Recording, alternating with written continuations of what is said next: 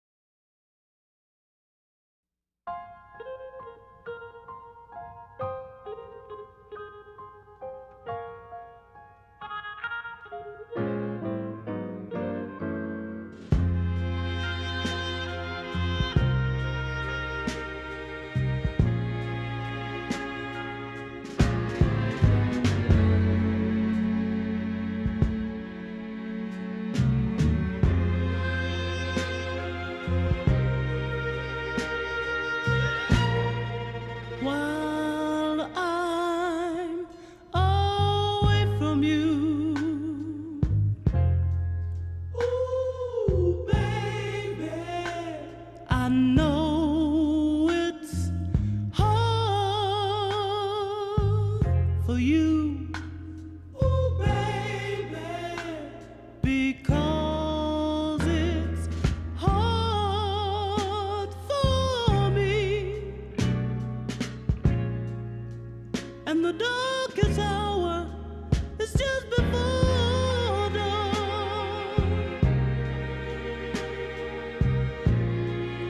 Each night before you go to bed,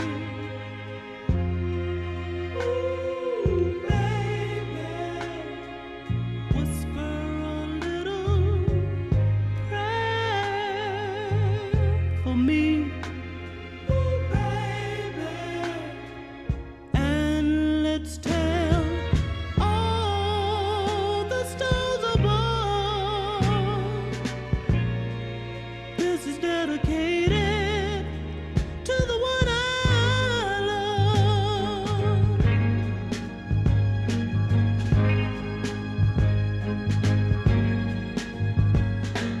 Life can never be exactly like you want it to be, but I could be satisfied, girl, just knowing that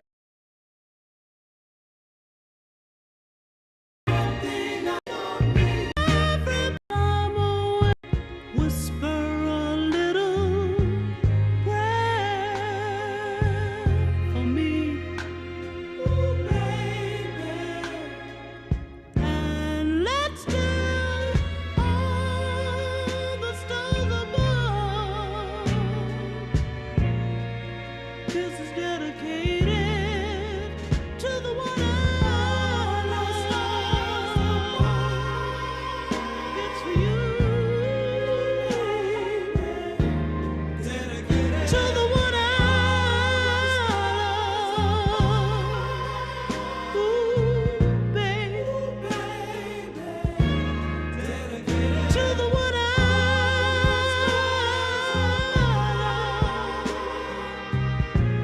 Ooh, baby, dedicated to the one I love. Ooh, baby.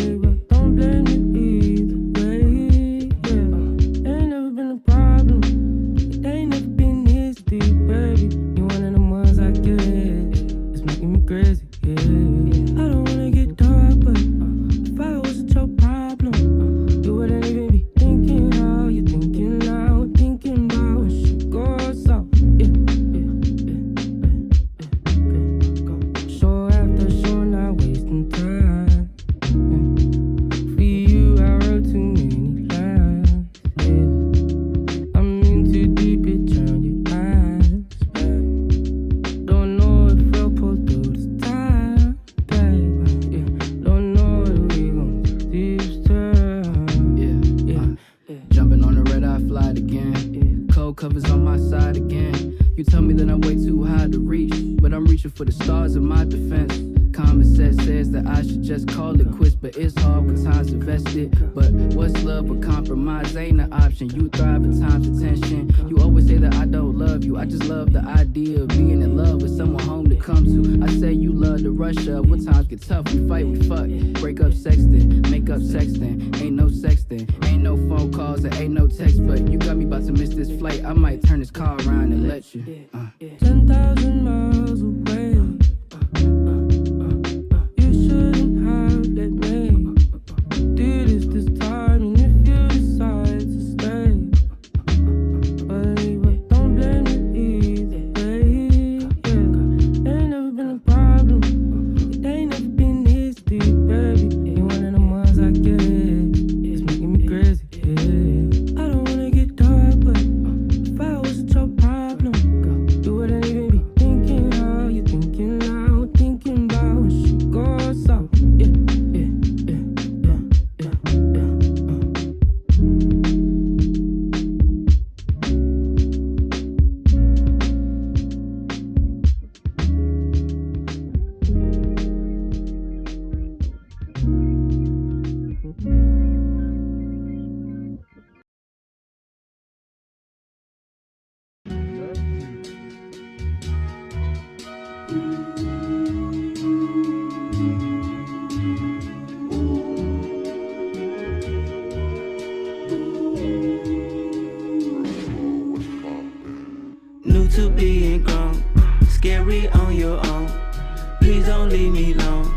Please just leave me alone. Call, don't pick up phone. Busy tone. Why you on the road? Why you always on the road? Fighting temptations, tempting situations. Devils what I'm facing. My block is a nation. All on its own. Did it ourselves. Memphis my home. New to being grown. Scary on your own. Please just leave me alone. Please don't leave me alone. Call, don't pick up phone. Busy tone. Why you on the road? Why you always on the road? Fighting temptations, tempting situations. Devils what I'm facing. My block is a nation. All on its own.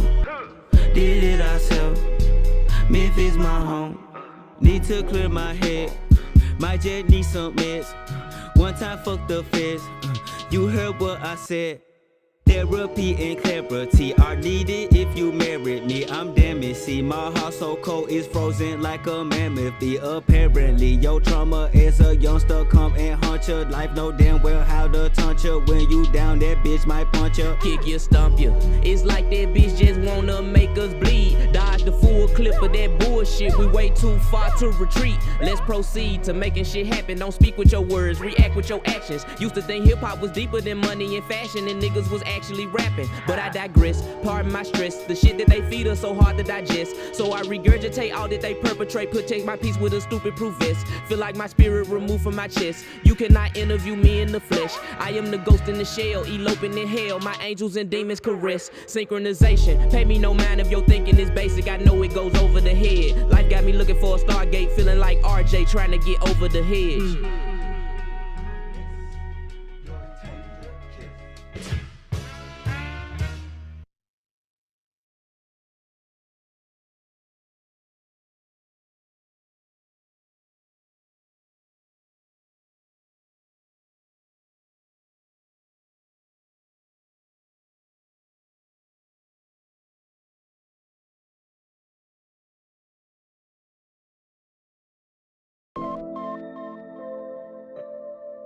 You did good, sir.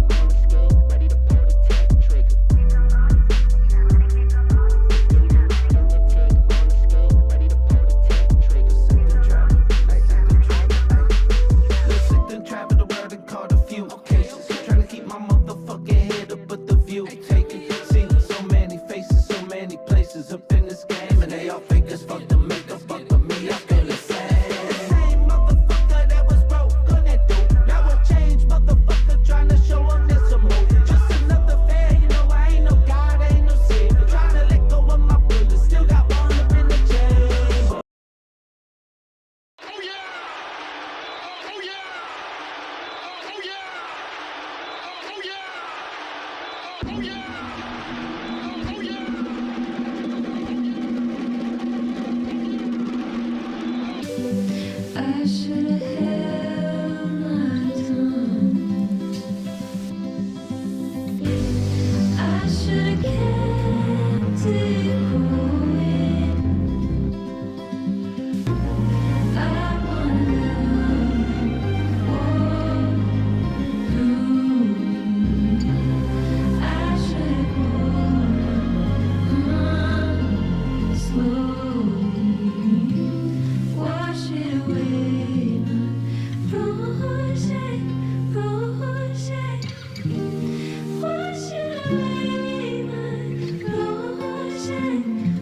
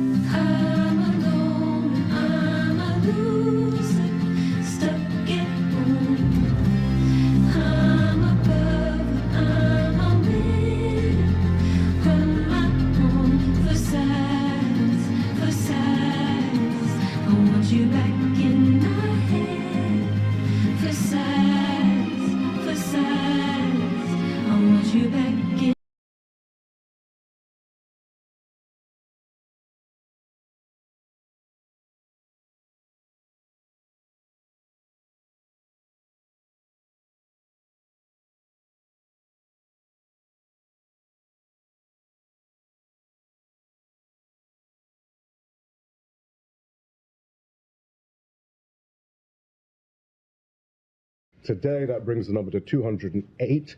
Each one was individually targeted. I would say that every single thing that's happening is a result of Hamas.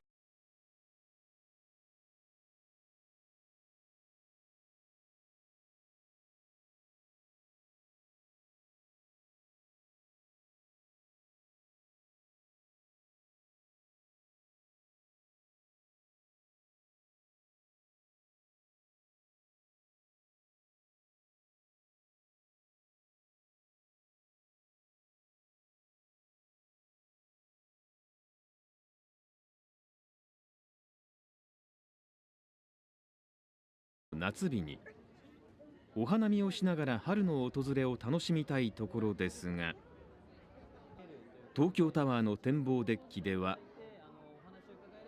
富士山見たかったなと思ったんですけど、見えなくてちょっとショックで。日本列島に濃度の高い黄砂が襲来しました。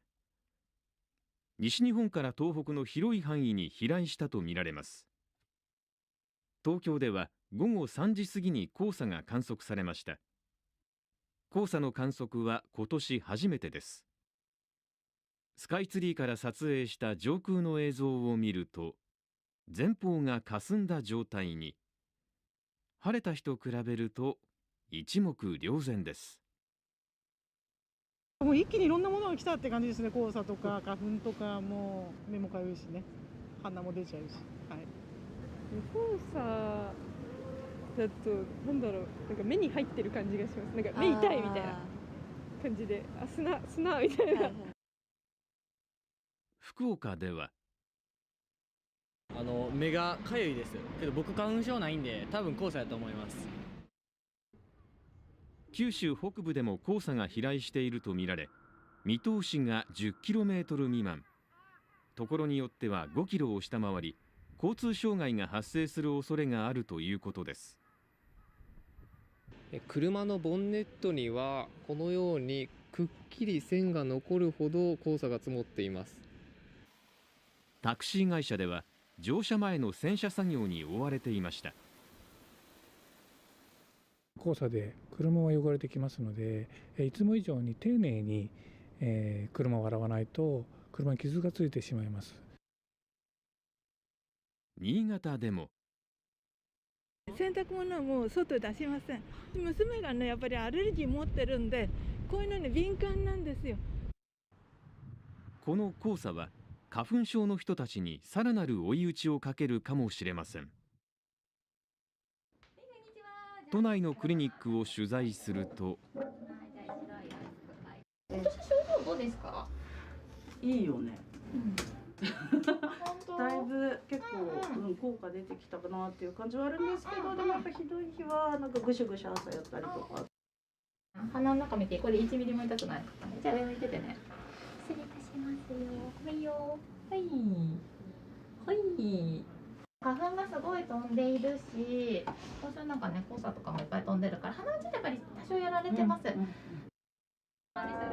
ご協力もありがとうございます。すいません。鼻出たりする？鼻水が結構ウルトが出て眠れなかった。大丈夫ですか？院長は黄砂が飛ぶと花粉症の症状が出やすくなるといいます。ただの花粉よりも黄砂などがたくさんついた花粉の方がやっぱり重たいので、地上にやっぱり落ちやすくなってしまいます。花粉症の症状とかも強く出るんじゃないかなっていうような報告もありますので。またスギ花粉が多く飛び散る時間帯に関係なく注意が必要だといいます。黄砂も粒子が小さいので、結構風の強い日なんかはたくさん長い期間飛んでしまったりはしちゃうので、スギ花粉のピークが過ぎた後もやっぱり大気中に飛んでると思ってもらった方がいいですね。濃度の濃い黄砂は明日も各地に飛来する見通しで、東日本から西日本にかけて注意が必要です。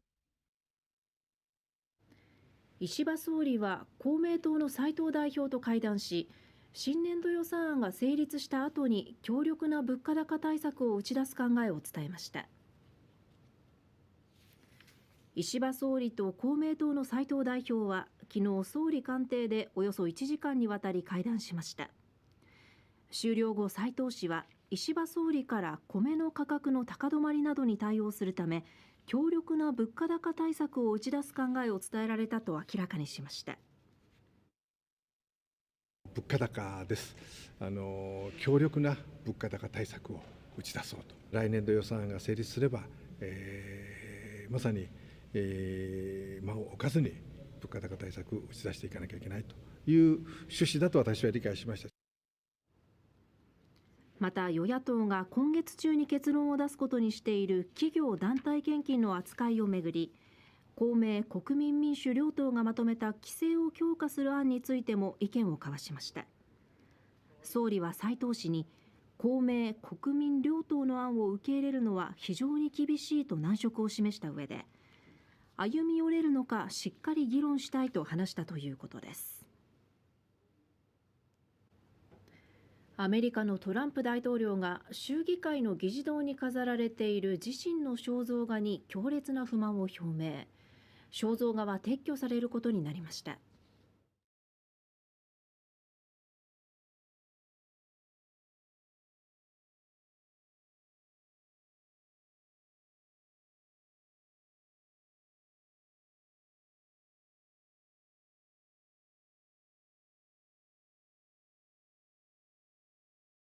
描いたオバマ元大統領の肖像画を称賛した上で、私の絵は本当に最悪だとして撤去を求め、画家の女性について年を取って才能をなくしてしまったのだろうとコメントしています。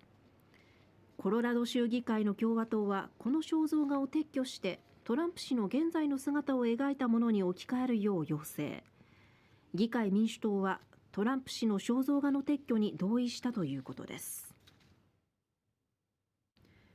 愛媛県今治市で今月23日に発生した山林火災は依然として鎮圧の見通しが立っていません。午後7時過ぎの今治市郷桜井です。街は一面煙に包まれています。あちこちで消防のサイレンが鳴り響き、山には火が上がっています。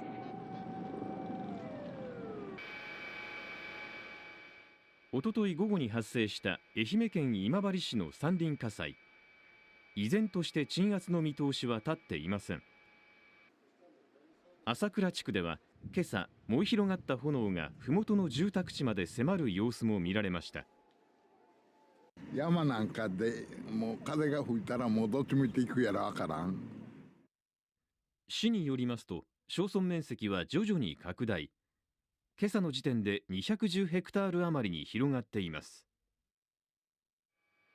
愛媛県内では平成以降最悪の山林火災となっています。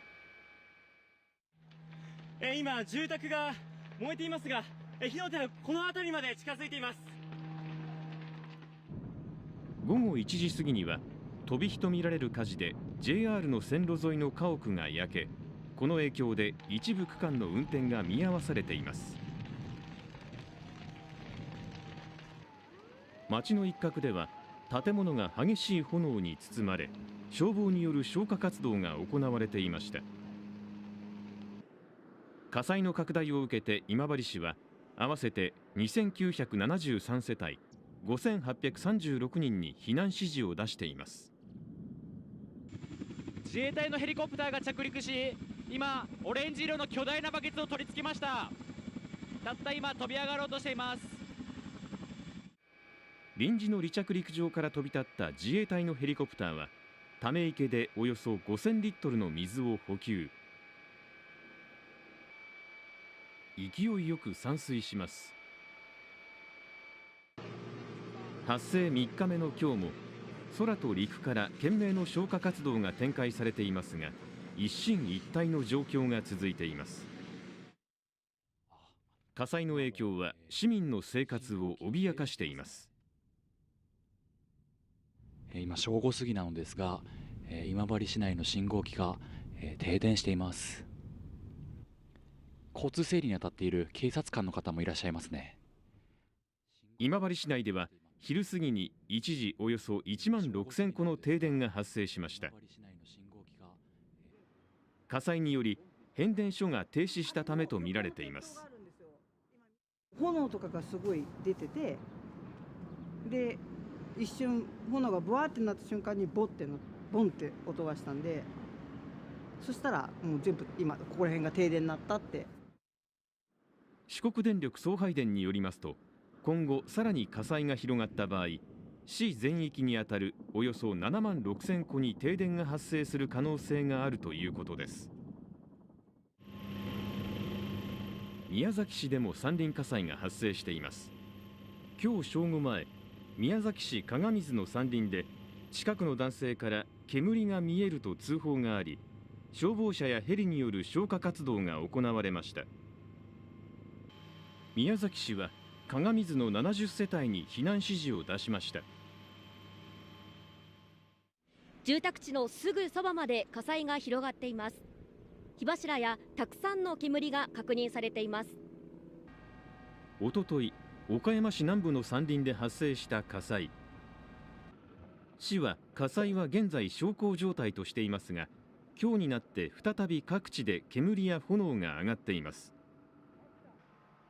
岡山市によりますと、午後1時時点の焼村面積はおよそ311ヘクタールと昨日よりも燃え広がっている状況です。山林火災が起きている地域では明日にかけて比較的風が強く、空気が乾燥した状態が続くということで警戒が必要です。高額献金などが問題になっていた旧統一教会に対し、昨日東京地裁は解散命令を出しました。宗教法人に解散命令が出されたのはオウム真理教などに続いて3例目です。東京地裁は先ほどこちらの旧統一教会に解散命令を出しました。世界平和統一家庭連合、いわゆる旧統一教会。1964年に宗教法人として認められましたが、今日午後その法人格を失う解散命令が出されました。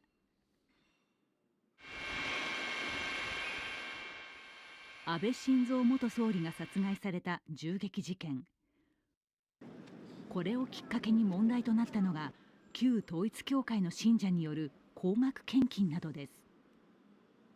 解散命令の請求の手続きを行い、先ほど当該裁判所において受理された。おととし10月、文部科学省は旧統一教会の解散命令を東京地裁に請求。文科省は組織的・継続的に高額献金などに教団が関与したとした上で、解散命令の要件にあたる著しく公共の福祉を害したと明らかに認められる行為などと指摘していました。これに対し教団側は強く反発。宗教法人が何法の何条に違反する行為をしたのかを明示するのは当たり前のことであります。全く話にならない。解散命令の要件は法令違反に当たるかどうかです。過去に解散命令が出た地下鉄サリン事件などを起こしたオウム真理教と霊視商法詐欺事件の明覚寺については刑法違反が解散命令の根拠でした。教団側は刑事責任に問われていないなどと反論していましたが、今日東京地裁は不法行為に該当する献金勧誘行為により、これまでに類例のない甚大な被害が生じた。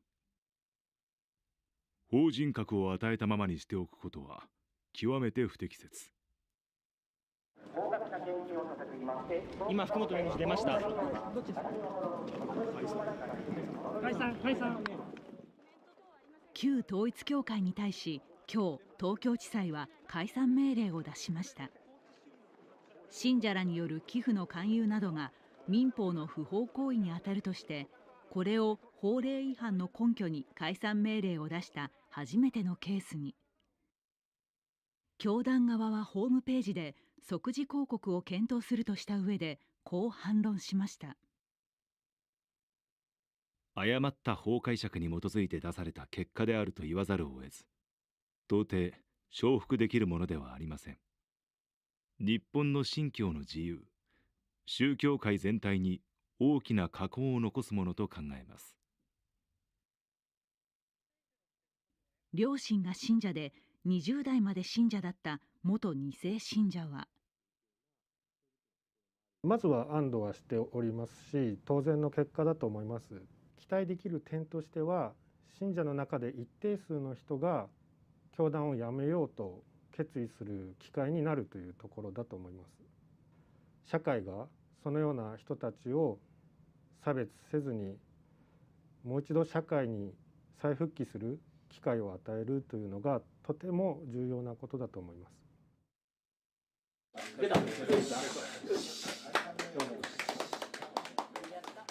こちらは元妻による多額の献金で長男が自殺に追い込まれたと訴えている橋田達夫さん。高知県内で会見を開きました。解散命令が出たからといってこの問題が終わったわけではないです。全国のすべての被害者に対して経済的精神的被害を与えた責任を認め、謝罪し賠償責任を果たすことを求めます。本当にこれ解散しないといけない団体なんです。解散命令が出たことで被害を訴える人たちへの弁済などは進むのでしょうか。宗教法人に解散命令が出されたのはオウム真理教などに続いて3例目です。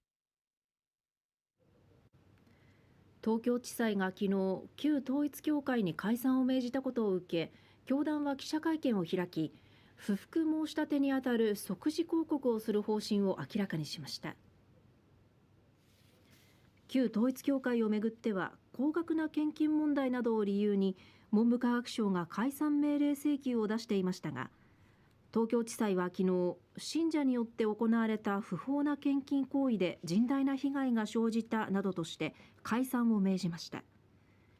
教団側は記者会見を開き、東京地裁の解散命令への不服申し立てにあたる即時抗告をする考えを示しました。本件決定は到底受け入れられることはできません。解散を命じるなど国家による明らかな信教の自由への侵害です。この度の決定は、教団の田中会長はこのように述べ、今後は広告審で東京地裁の決定を見直してもらうよう取り組むと話しました。昨日各地に飛来した黄砂、九州から東北まで景色が白っぽく霞みました。濃度が濃い黄砂ということなんですが、いつまで注意が必要でしょうか。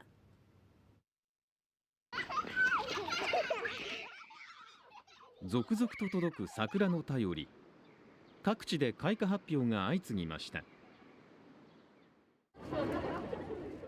東京都心は今年2回目の夏日に。お花見をしながら春の訪れを楽しみたいところですが、東京タワーの展望デッキでは富士山見たかったなと思ったんですけど、見えなくてちょっとショック。日本列島に濃度の高い黄砂が襲来しました。西日本から東北の広い範囲に飛来したとみられます。東京では午後3時過ぎに黄砂が観測されました。黄砂の観測は今年初めてです。スカイツリーから撮影した上空の映像を見ると、前方が霞んだ状態に。晴れた日と比べると一目瞭然です。もう一気にいろんなものが来たって感じですね。黄砂とか花粉とか、もう目もかゆいしね、鼻も出ちゃうし、はい、黄砂だとなんだろう、なんか目に入ってる感じがします。なんか目痛いみたいな感じで、あ、砂みたいな。福岡では目がかゆいですけど、僕花粉症ないんで多分黄砂だと思います。九州北部でも黄砂が飛来しているとみられ、見通しが 10km 未満、ところによっては 5km を下回り、交通障害が発生する恐れがあるということです。車のボンネットにはこのようにくっきり線が残るほど黄砂が積もっています。タクシー会社では乗車前の洗車作業に追われていました。黄砂で車は汚れてきますので、いつも以上に丁寧に、車を洗わないと車に傷がついてしまいます。新潟でも洗濯物はもう外出しません。娘がね、やっぱりアレルギー持ってるんで、こういうのに敏感なんですよ。この黄砂は花粉症の人たちにさらなる追い打ちをかけるかもしれません。都内のクリニックを取材すると、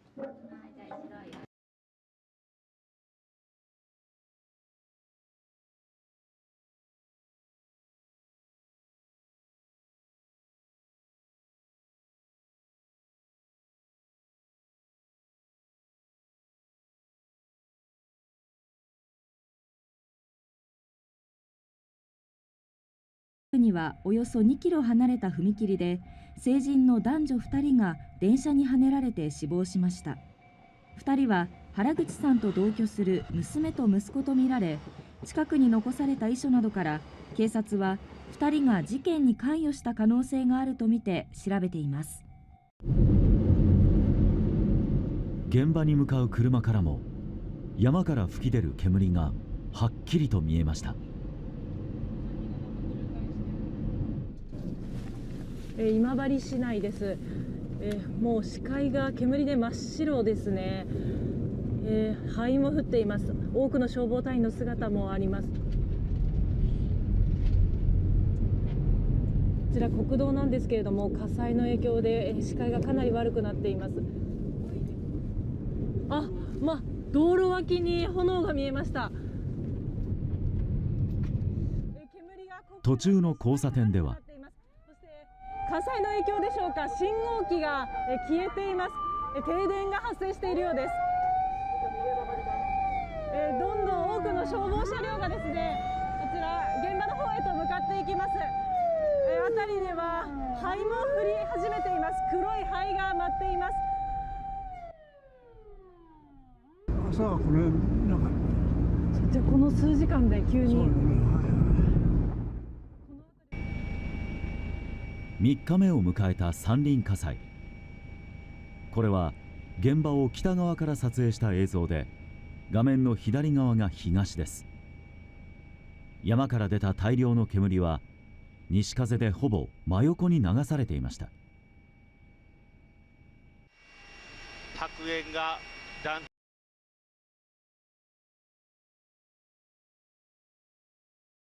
One is left behind when it comes to food. It helps hard working moms help make ends meet. It helps your elderly neighbor have a wholesome meal. It helps that child in your neighborhood to go to school without having to grapple with hunger pains. It helps countless disabled people who have a need for healthy food. SNAP's effects go beyond just the people it feeds, but to the farmers and the businesses that provide the food. In fact, if the Republicans' cut to SNAP goes into effect, it puts at risk over 285,000 jobs. Real people are going to be hurt by the $230 billion in SNAP cuts that the Republicans are trying to force. By the $230 billion in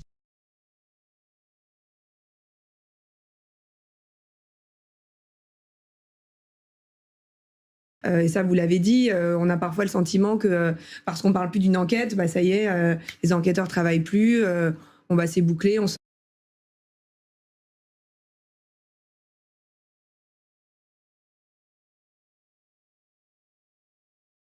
Children. These cuts overwhelmingly hurt low-income Americans, and there are low-income Americans of every race, every creed, every ethnicity in this country and in every state. These cuts will hurt families from urban America, from rural America, the disabled, our military veterans. It hurts our grandparents and our children. And yes, these cuts will disproportionately hurt Black Americans. The purpose of SNAP is to help people out of poverty. It gives people a fighting chance to change the course of their lives. We need to be honest with American people because the Republican leaders are not being honest. Cutting SNAP is not about preventing fraud, waste, or abuse. It is a penny-wise ploy for them to prey on the public cynicism in order to bankroll billionaire tax cuts. These cuts are penny-wise and pound-foolish. My faith and my Bible tell me that we have an obligation to feed the hungry. This afternoon, I'm joining my colleagues in the Capitol in just a few minutes, where we're going to hear from Americans from all walks of life who are being helped by SNAP and who are being threatened by this Republican hustle. SNAP affects all of us, and we are all here, the CBC, and members of Congress who have a conscience. We are here to fight for all those who need for Americans to have healthy, nutritious foods. You're back. We thank Sanford Bishop and ask that another champion for the needs of our communities, someone who understands intimately what this means in terms of communities across this nation, a real advocate, Congresswoman Johanna Hayes of Connecticut. Thank you, everyone, and thank you, Chairwoman, for calling this very important press conference today. The Budget Reconciliation Instructions to the House Agriculture Committee required $230. All right, everyone, you are watching live now from Fox. Congressional Black Caucus members talking about SNAP benefits, but I do want to take a 2-minute break here on Live Now from Fox. When we come back, we will hear from Senate Republicans and then Senate Democrats. You're watching Live Now.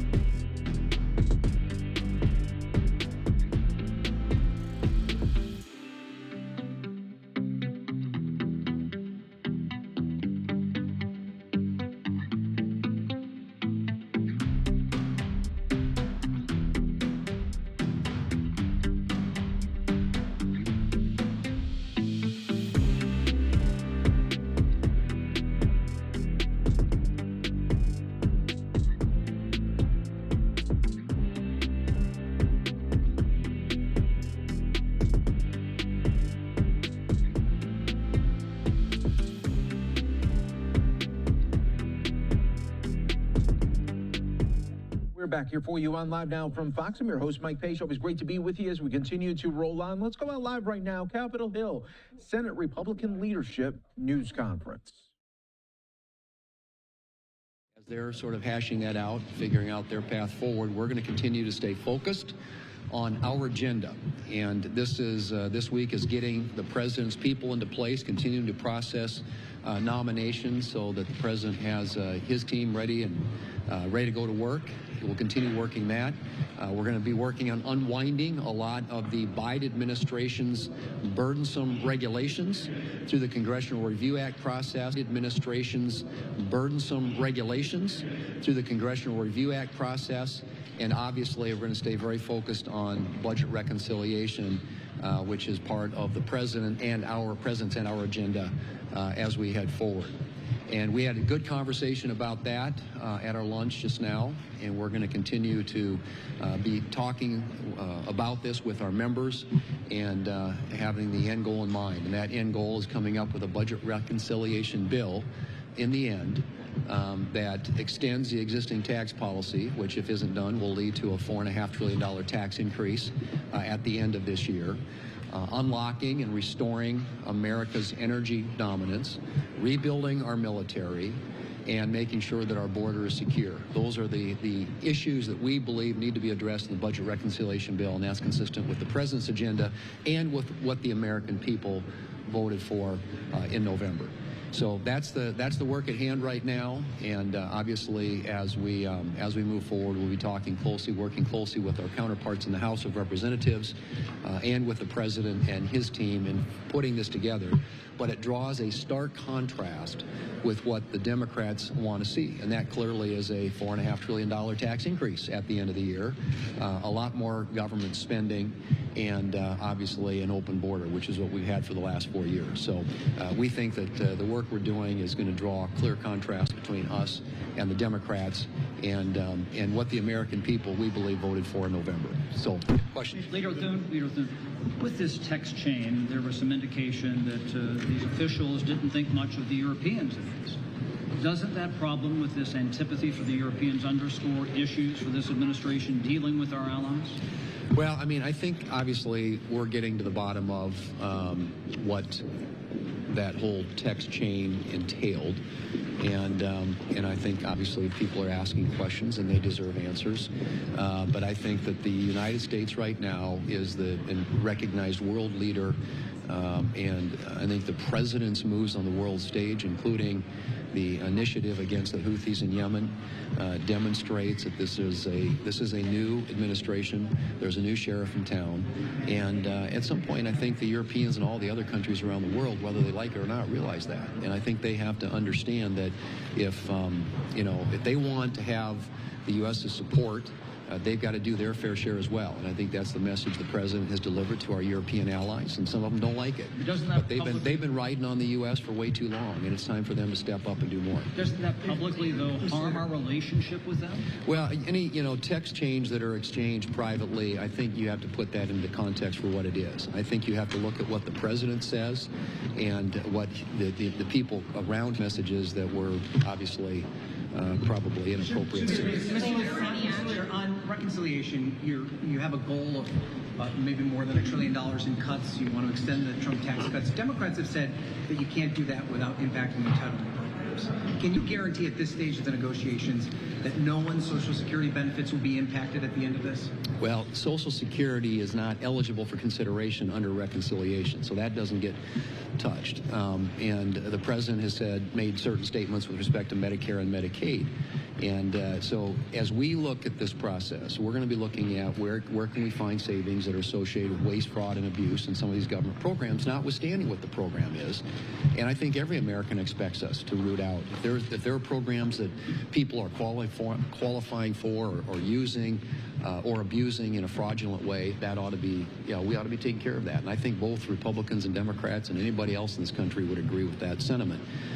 I think at the end of the day, what is going to happen in reconciliation is we're going to have to figure out how to extend the tax policy. And remember, this is extending existing tax policy. There's some other things the President wants to do in the context of that, all of which we think will be additive to the economy. And when the economy is growing, expanding, creating better paying jobs, typically what happens is you get more government revenue, not less. In fact, the rule of thumb generally is about for every 1% increase in GDP, you get an additional $3 trillion in revenue over a 10-year period.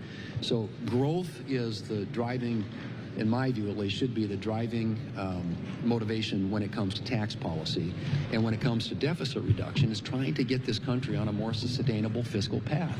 We are, if you look at the trajectory right now, it's not sustainable. I mean, these deficits, we can't continue this. And so we've got to start making some of the hard decisions. And I think you need to look at every area of the budget, but bear in mind, obviously, that programs like Social Security and Medicare are incredibly important. But if they're, even in those those areas.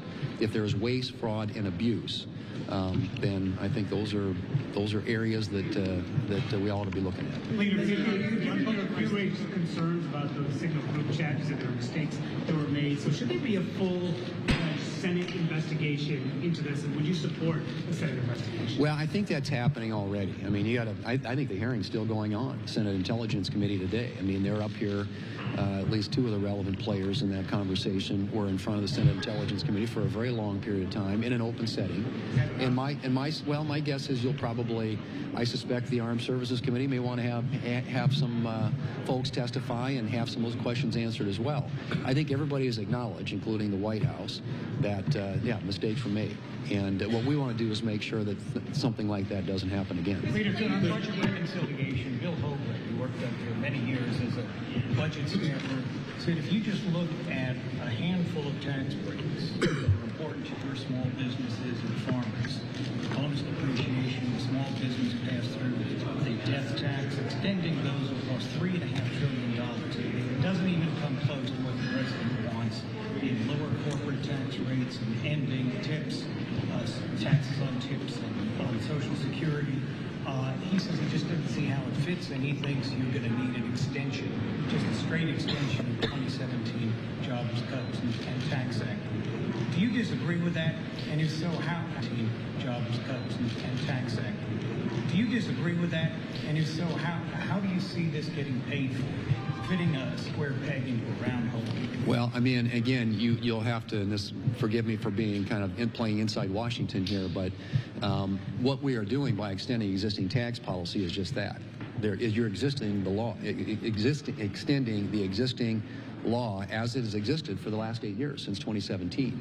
And so we don't think that ought to be have to be offset or paid for, as you say. If you're doing new things, if you're doing things that are creating new tax policy or new spending, then yes, you ought to be looking at offsetting that. But a lot of the tax policy we're talking about here, including the programs that you mentioned, whether it's bonus depreciation or interest deductibility or the 199A deduction for pass-through businesses, that's an extension of existing tax policy. And so you're simply extending what already exists. And that doesn't change anything. That's basically status quo going forward. There are other things the president does want to do in terms of tax policy, and as the Senate Finance Committee and House Ways and Means Committee, other committees of jurisdiction look at the broader conversation about reconciliation, obviously we're going to be looking at how can we pay for, offset, find savings and reductions in other areas of the budget as we look at potentially new tax policy. Thanks. Senate Republicans are wrapping up, and we are awaiting now Senate Democrats to be speaking from the podium. We'll take a 2-minute break and wait for that to happen right here on Live Now.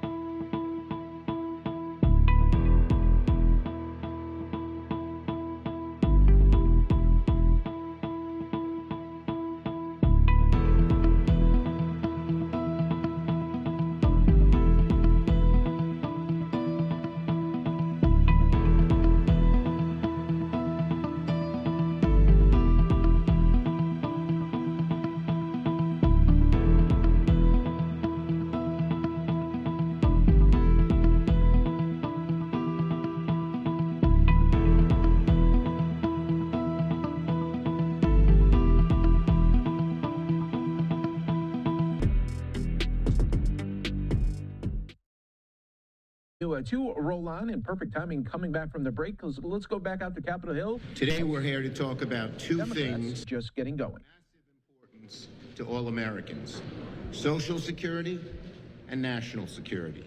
First, yesterday, Senate Democrats, alongside all other Americans, found that the Defense Secretary shared classified war plans in a group chat with the CIA Director, National Security Advisor, and Vice President of the United States.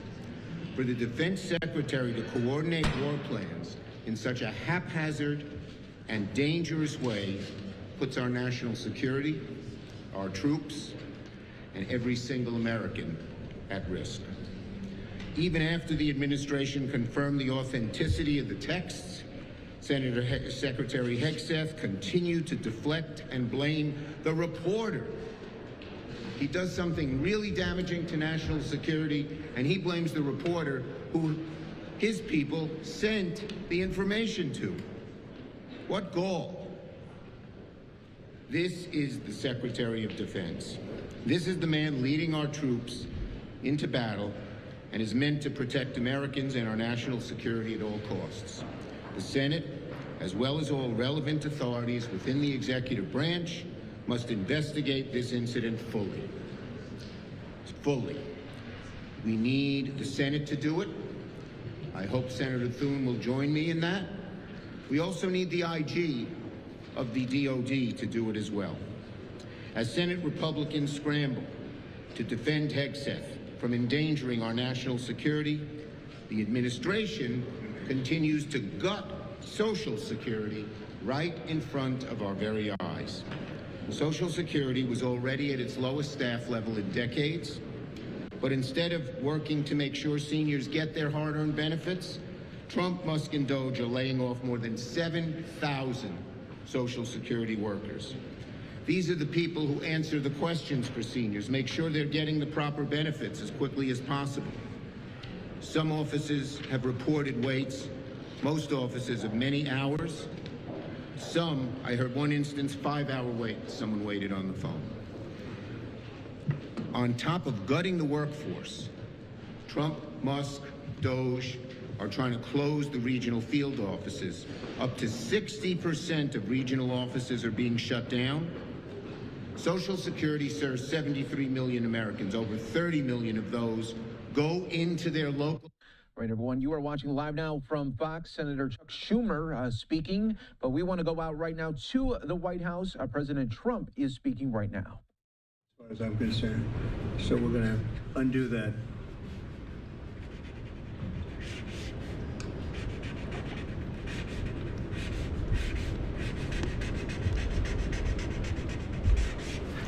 All right.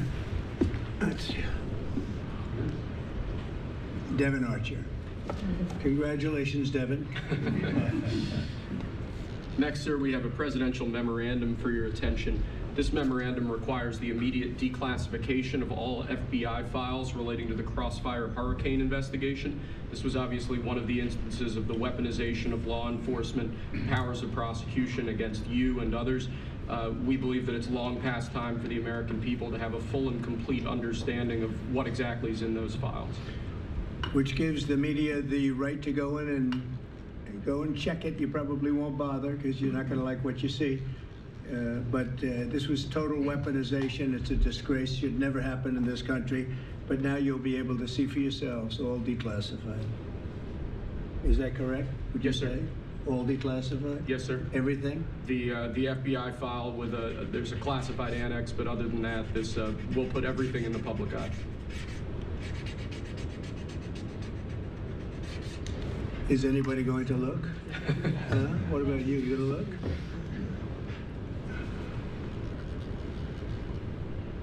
And frankly, the FBI should be ashamed of themselves, and so should the Department of Justice, and so should Biden.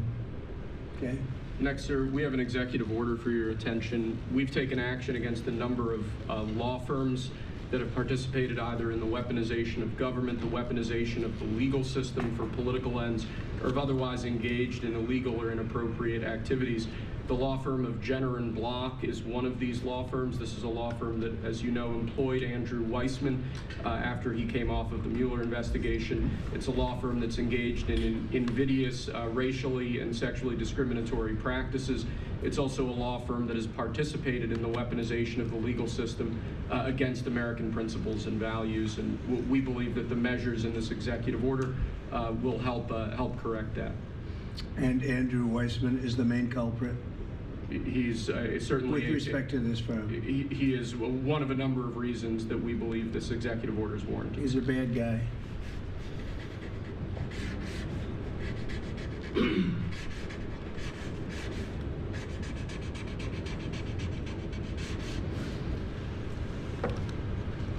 Next, sir, we have an executive order for your attention relating actually to government payments.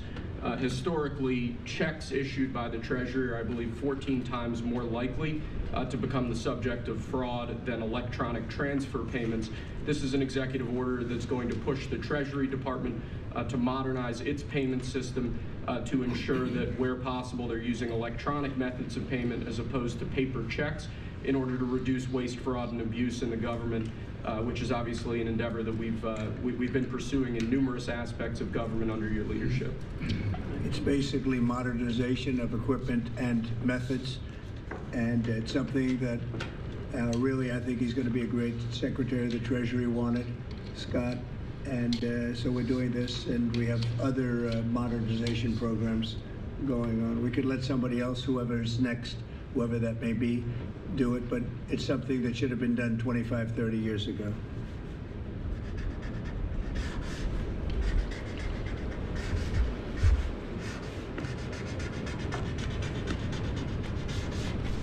Okay.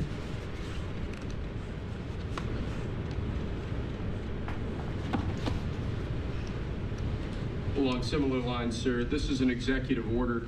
We're calling it Protecting America's Bank Account. The basic idea here is that instead of having lots of different departments and agencies and offices issuing payment, often without justification, often without any provided rationale, we're going to be centraling payment processes where possible in the Department of the Treasury and ensuring that measures are taken in Treasury against waste, fraud, and abuse to ensure that money that's leaving the public Treasury is as protected as it possibly can be. All right, good.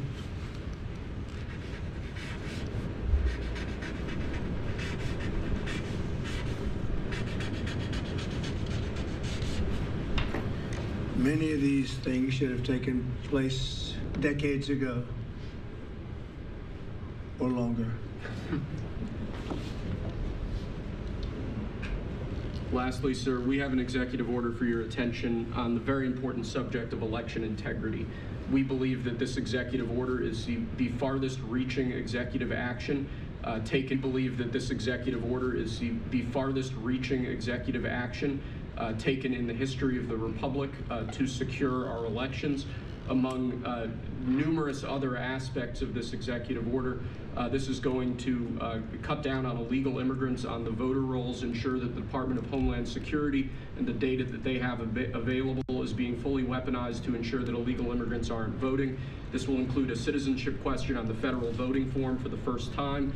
This executive order instructs the EAC to cut federal funding to states that don't take reasonable steps to secure their election. This calls on the Department of Justice to vigorously prosecute election crimes, particularly in states that we don't believe are in compliance with federal law around election integrity. I could go on and on for a while, sir, but the compliance with National Election Day rules, cracking down and investigating and prosecuting foreign interference in our elections, revoking President Biden's Executive Order 14019, which essentially weaponized government to corrupt and pollute our election process. There's a lot in here, but we believe that these are very important steps that we need to be taking as an administration at your direction to ensure that our elections are as secure as they possibly can be. Okay, you all understand that? Yes? Election fraud, you've heard the term. Will end it, hopefully. At least this will go a long way toward ending it. There are other steps that we will be taking in the coming weeks, and we think we'll be able to end up getting fair elections. perhaps some people think I shouldn't be complaining because we won in a landslide, but we got to straighten out our election. This country is so sick because of the election, the fake elections and the bad elections, and we're going to straighten it out one way or the other.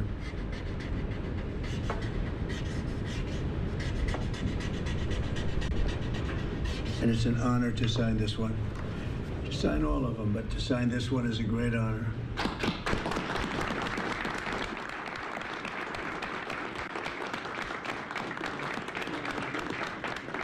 Excuse me. Thank you very much. Sorry, sir. So we're going to go around the room a little bit quickly, and we're going to introduce these very outstanding people. They've had, in all cases, outstanding careers. They're very incredible people that are going along as rapidly as the system can go along. We're ahead of, I guess, anybody else thus far. So I want to thank John Thune. He's done a very good job, and the whole Senate. We're being delayed as much as possible by Democrats, but that's standard. It gets to be just standard. But the process is moving along very quickly. So Sergio, just say hello, and then we'll introduce everybody. Absolutely. Sergio Gorham, Director of Presidential Personnel. It's been an absolute pleasure again to know every one of you every step this way. As the President said, we're at a record pace. We have more nominees today from the Senate than at any previous point, over 70, and that's a record in 2 months. And we're proud of that, and we're determined to ensure the world has America First patriots in all of our posts. Charles Kushner. I'm going to France and Monaco, and I'm proud to serve under the greatest president of our country. Very proud to serve. Thank you. Thank you, Chair. James Blair, honored to work here in the White House as Deputy Chief of Staff. And Mr. President, I think that all of these successful people would want to go serve the United States under your leadership as a testament to your vision and leadership. Thank you, James. I'm David Perdue. I'm going to the People's Republic of China, and it's my honor to represent President Trump, people of America, and represent our interests and values in China. I'm Leah Campos. I'm going to represent the President in the Dominican Republic. Mr. President, thank you for the honor to serve you in the Dominican Republic. Thank you. Thank you. Mike Waltz, National Security Advisor. Look forward to working with every one of you on behalf of the President, his leadership, and the American people. John Arrigo. I am going to the Republic of Portugal, and I'm very excited to do so and serve on what I consider one of my closest friends and one of the best presidents this country has ever had. Thank you. Kevin Cabrera, nominated to be Ambassador to Panama, and it truly is an honor, President, to be part of your administration. Thank you. Tom Barrett, nominee to the Republic of Turkey. Delighted and honored to be with you, Mr. President, in that host country, which is one of the most ancient in civilization, is in search for your peace, prosperity, and security program. Thank you. Place. Mr. President. Good leader, too. Yeah, Mr. President, thank you. It's an honor. I'm Pete Hoekstra, you know that. Yep. But I am going to Canada. Ooh. I look forward to serving you in Canada and your agenda. And you did a great job. Thanks, Pete. Juan Johnson, sir. Thank you for the nomination to represent you and the United States to the United Mexican States. And I'm really encouraged by some of the conversations you've had with President Sheinbaum recently, and to the increase in support that we did up a lot. Yes. Mexico and Canada, so see how it works, right? Yes, sir. Thanks. Matt Whitaker from Des Moines, Iowa. I'm proud to, as soon as I'm confirmed, go represent you at the North Atlantic Treaty Organization. Great. Thank you, man. George Glass, on my way to Japan. Previous administration, I served for you in Portugal. It is a great honor to be able to do this the second time. Thank you very much for the opportunity. Thank you, George. President Trump, my name is Ken Howry. I'm your nominee to be Ambassador to the Kingdom of Denmark, a very close partner and ally. I served for you. I'm your nominee to be Ambassador to the Kingdom of Denmark, a very close partner and ally. I served for you last time, the Kingdom of Sweden. I want to thank you for the faith you've placed in me as your nominee to Denmark. Thank you. Thank you very much. President Trump, thank you for the honor of a lifetime. My name is Stacy Feinberg, and hopefully I'll have the honor of serving in Luxembourg.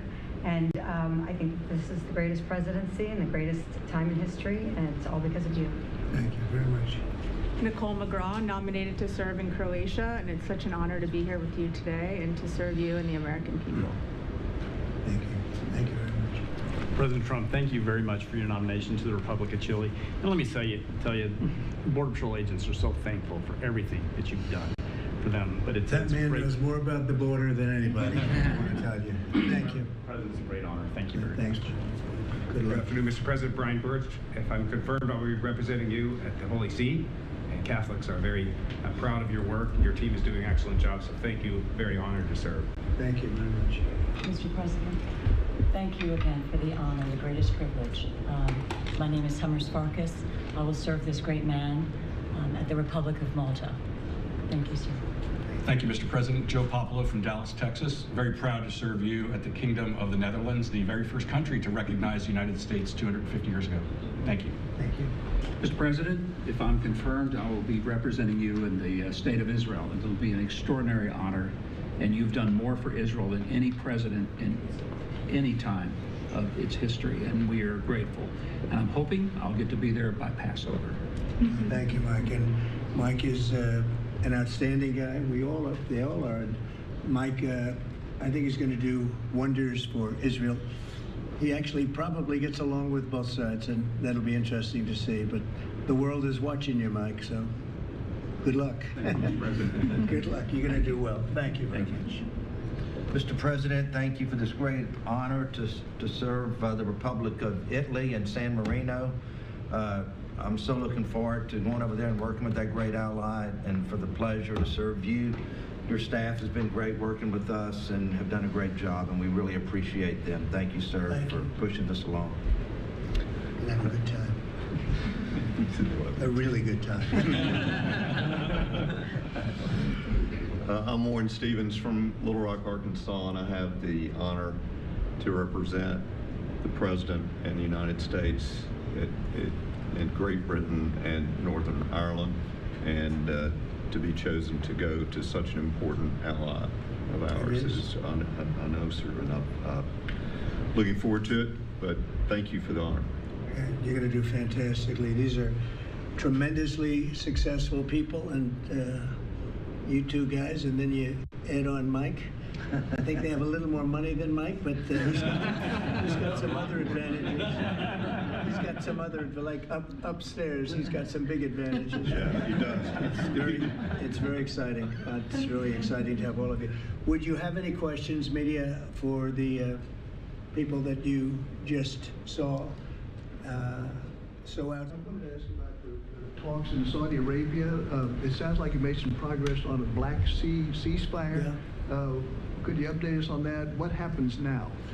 So we've made a lot of progress on two fronts, on both sections that we call them sections, but they're much more than that. Russia, Ukraine, and also the Middle East, and we'll see what happens. We're in deep discussions with Russia and Ukraine, and I would say it's going well, but it's a situation we should have never had to even think about. Should have never happened.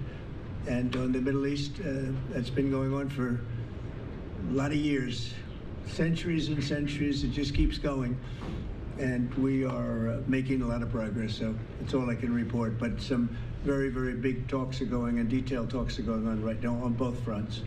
Mr. President, you said that your national security advisor learned a lesson after a reporter... Wait a minute, excuse me, I didn't pick you. Go ahead, please. Mr. President, the ceasefire agreement that was broken today allows for third-party countries to help implement the agreement. What does that look like, and who's going to be involved? The ceasefire agreement? Yes, the maritime ceasefire agreement between Russia and Ukraine.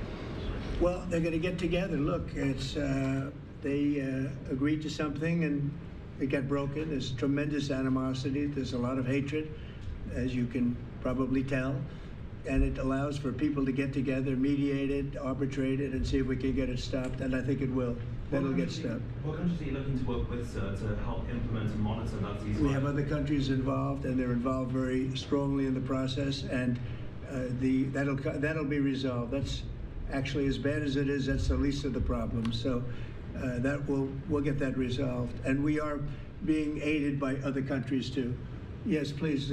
Yes, Brian. Tomorrow, the subcommittee on DOGE is going to review funding for NPR and PBS. Now, every Republican president has always promised to take away this money that's going to these two public news outlets if if they're successful, I know Senator Kennedy has backed it, Marjorie Taylor Greene in Congress has backed it, would you be interested in defunding and taking away taxpayer dollars to NPR and PBS?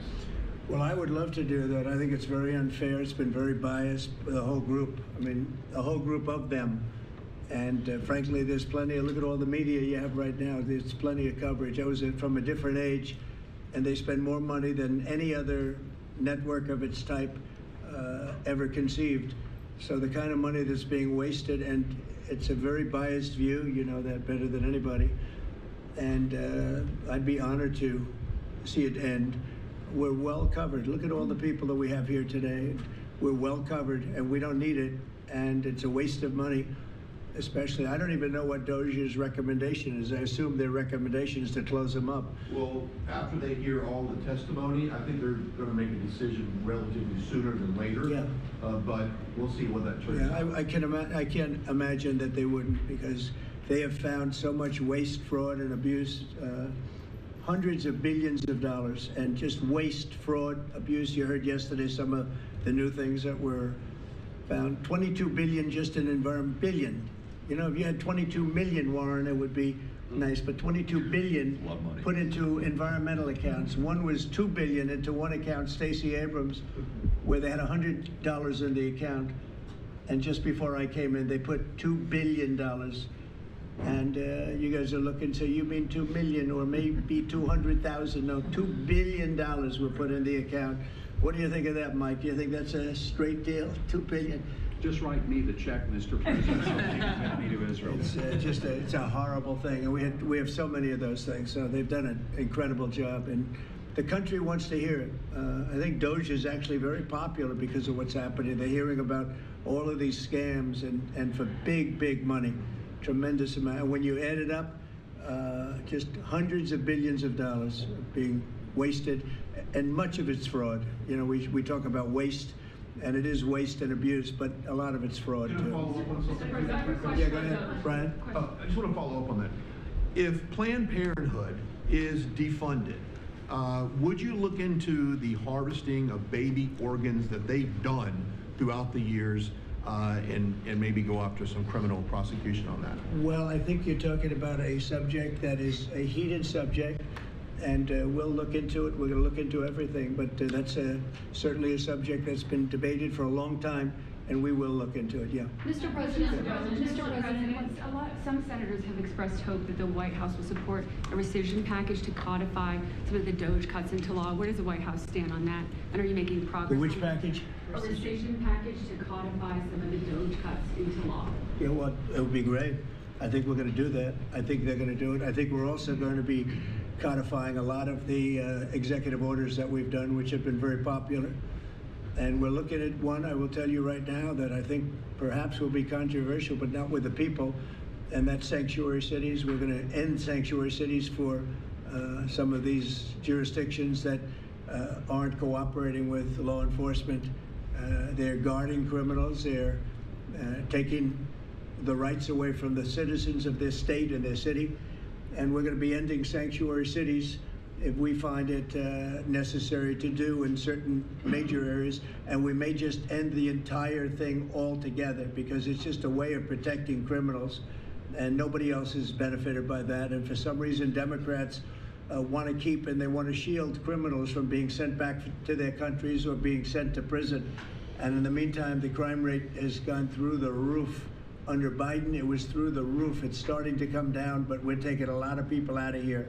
So we may be presenting you very shortly with a executive order ending sanctuary cities. Mr. President, are you going to change any of the practices that your national security officials used after a reporter was inadvertently added to a group chat about attacks on Yemen?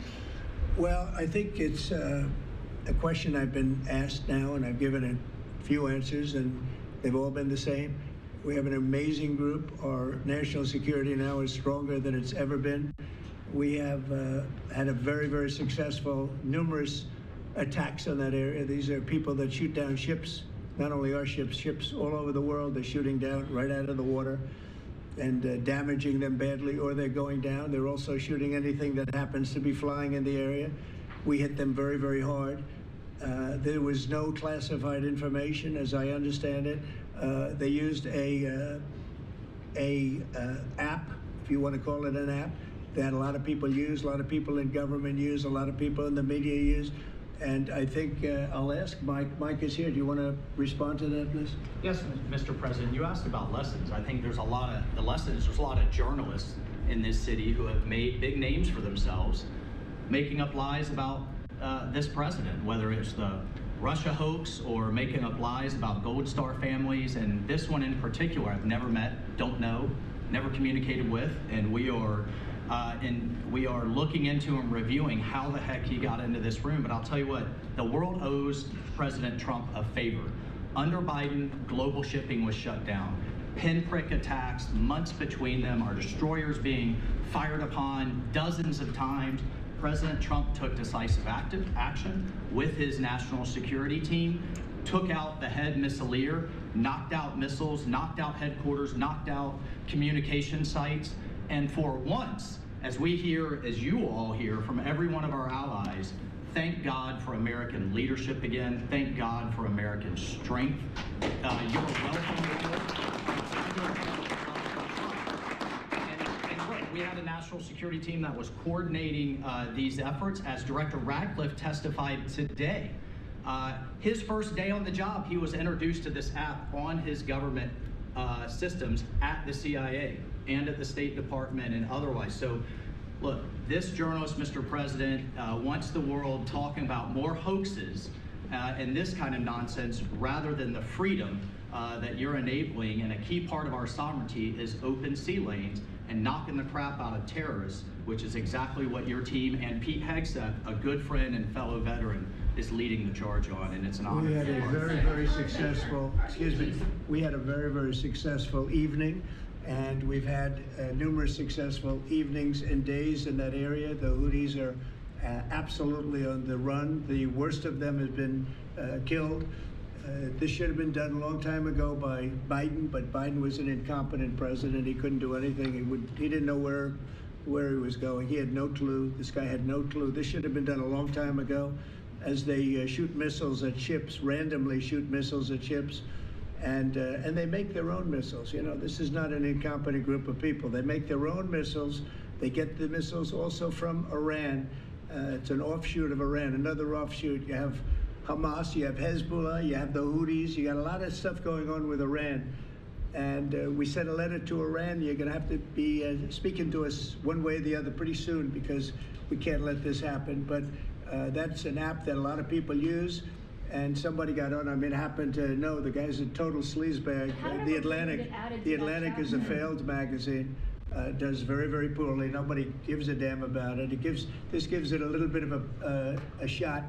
And I will tell you this, that they've made up more stories, and they're just a failing magazine. The public understands that. He's a very good man. That man is a very good man right there that you criticize so strongly. He's a very good man, and he will continue to do a good job. In addition to him, we had very good people in that meeting, and those people have done a very, very effective job, and you're going to see it. And it goes on, by the way. It's going to go on. And I think the Houthis wish that it didn't happen, but that's what it's all about. We have to create a safe country, a safe world, and that's what we're doing. Do you worry that national security was put at risk, Mr. President? Of senior officials using signal. Do I plan to ban who? The use of signal to communicate from senior officials. Well, I don't know I don't know anything about signal. I wasn't involved in this, but I just heard about it, and I hear it's used by a lot of groups. It's used by the media a lot. It's used by a lot of the military, and it's used by the media a lot. It's used by a lot of the military, and I think successfully, but sometimes somebody can get onto those things. That's one of the prices you pay when you're not sitting in the situation room with no phones on, which is always the best, frankly. But you know, the best is to be there. In fact, oftentimes I've been in fact, just last week I was in the situation room on something very important, and we had a couple of people hooked up by line, and I said, cancel the line. Sorry, fellas, what you do is we'll tell you all about the meeting, because I know people do get on those lines, whether it's Signal or anything else. Yeah. So are you going to change any procedures as a result of this? Well, I mean, look, we look at everything, and they've made a big deal out of this because we've had 2 perfect months. We are bringing in business. We have another one announced tomorrow, a big one, very big.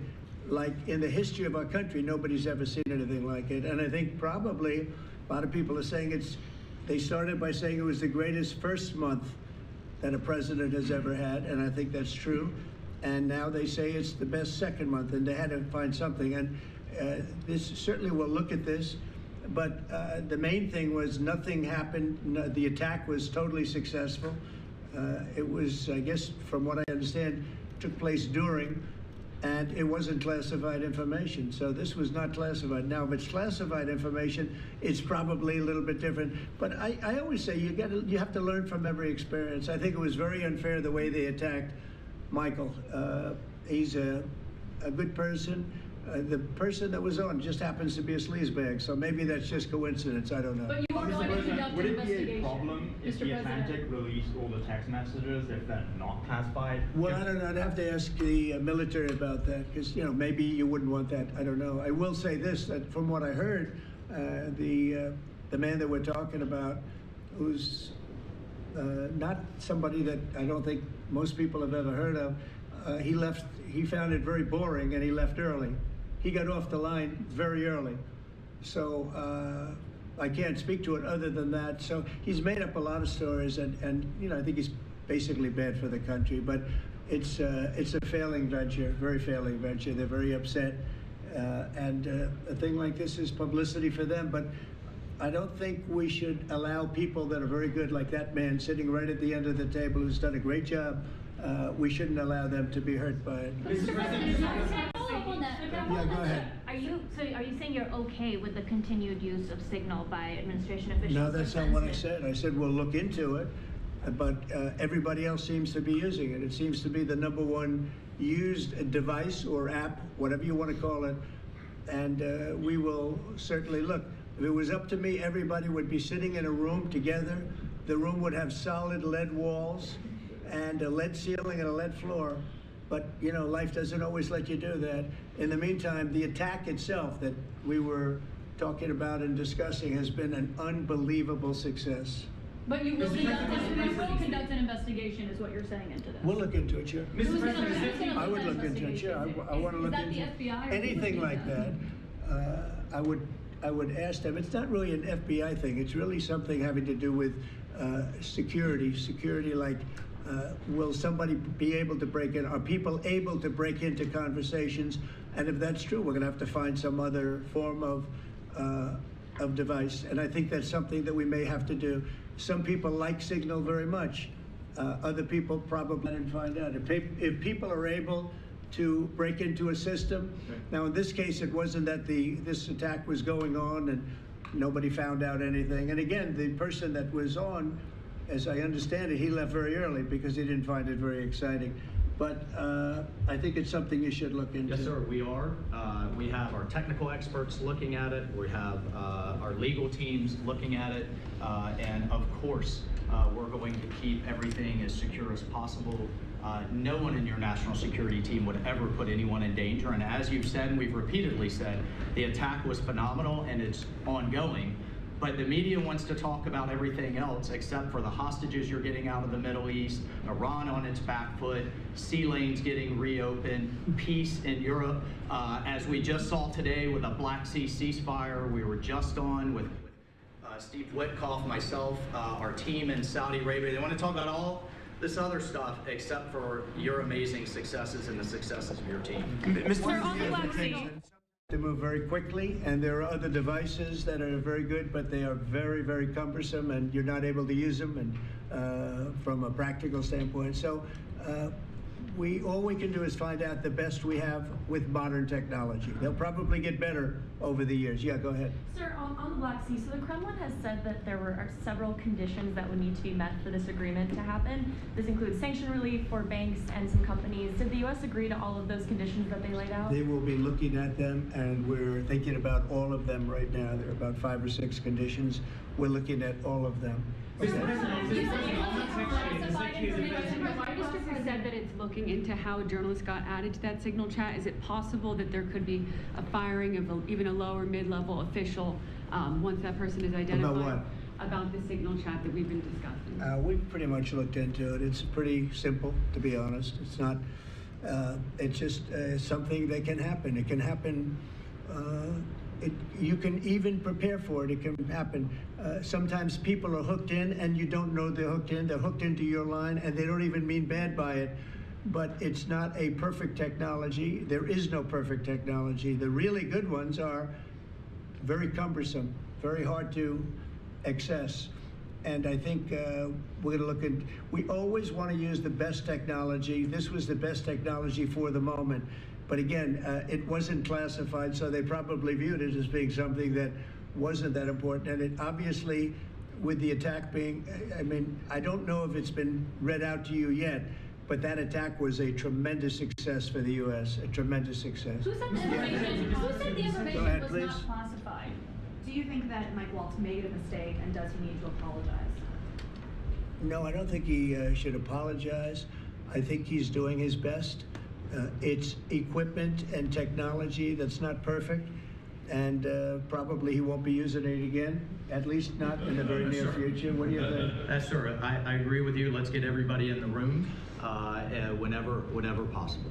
A lot of times you find out defects by exactly things like that, but I don't think it's something we're looking forward to using again. We may be forced to use it. You may be in a situation where you need speed as opposed to gross safety, and you may be forced to use it, but generally speaking, I think we probably won't be using it very much. The Secretary of Defense, on that chain, the Secretary of Defense, Pete Hegseth, and J.D. Vance, the Vice President, said that the Europeans were freeloading. Do you agree with that assessment?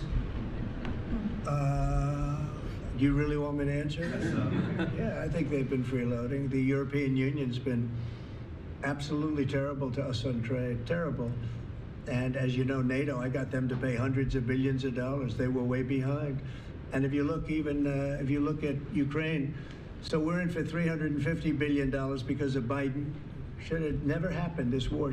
All these dead people should not be dead. All these broken cities that are demolished down to the ground, those gorgeous towers, the most beautiful in the world, the most beautiful spires in the world. The spires in Ukraine were said to be the most beautiful of all.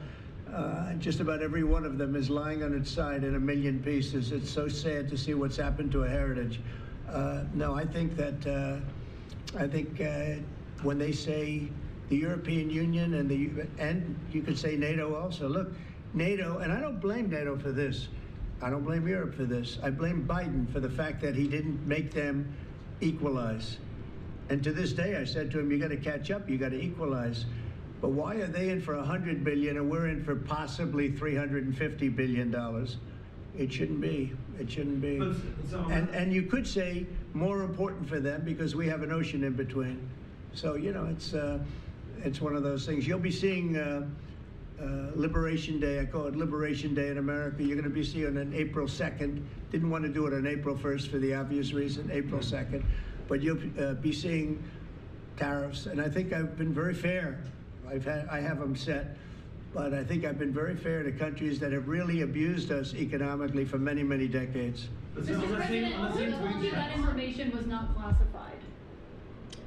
Another question, Which of your national please, security go ahead. advisors Just told you following up on your comments on the economy, there is reporting that consumer confidence fell for the fourth straight month. What is your message to Americans who are concerned Well, about I know terrorism? this, that for the first time in like 50 years, right track, wrong track, we're on the right track. And I think people see that. And if you look at prices, prices are way down. You know, when I first came here, the first time I met with you people officially, they were screaming at me about eggs. I said, I've been here for a week and I'm being yelled at about eggs. Egg prices have come down 45, 50% in the last week and a half. And our Secretary of Agriculture has done a great job, as you know, Brooke. She's done a fantastic job, and others working with her have done a great job. But we brought eggs down at a level that nobody thought we could get at. I inherited that situation, and I inherited a grocery situation. The groceries went way up, an old-fashioned word, but It's a very descriptive word. Groceries have gone through the roof. And I used to campaign on it. I used to say, we're going to get groceries down, and we have got it down. I watched a certain newscast over the weekend, and a congressman, Democrat congressman, said, well, Trump's done a lot, I agree. He's been great on the border, he's been great on the military, but you know, he hasn't brought prices down. That's false. Gasoline's way down. Eggs are way down. Groceries are down very substantially, but down. Almost everything's down. Now, I'd like to see interest rates come down a little bit, and you're going to see billions of dollars, even trillions of dollars coming into our country very soon in the form of tariffs, because we were abused by presidents that, frankly, in all fairness, it wasn't their expertise, but they had no idea what they were doing. Mr. President, you say tariffs will create more jobs here in America. Oh, so yeah, sure. It's going to agree. It'll create a lot of money and more jobs. But if you look, so in the last, these gentlemen would know about it, and ladies, because some of the ladies are great businessmen in this room that are becoming ambassadors. Great, really great, top of the line. When you look at the number of companies that have said, like, we're close to, I would say close to $4 trillion. We never had numbers like that. The #1 chip maker in the world from Taiwan coming in with $200 billion. We have Apple. Look at Apple, $500 billion, $500 billion. They're going to build plants all over the United States. They were all being built in China. You have many, many companies, and maybe above all, you have the car companies coming in at levels that nobody's ever seen before. We have, Honda is opening up one of the biggest plants in the world in Indiana, and many car companies are coming in. We have AI. We're leading China by a lot in AI, and we're going to keep it that way because we've made it very good for them, and we're going to protect them. Once they're here, we'll protect them through taxes, through incentives, and also through tariffs. Thank you very much, everybody. Thank you very much. Thank you.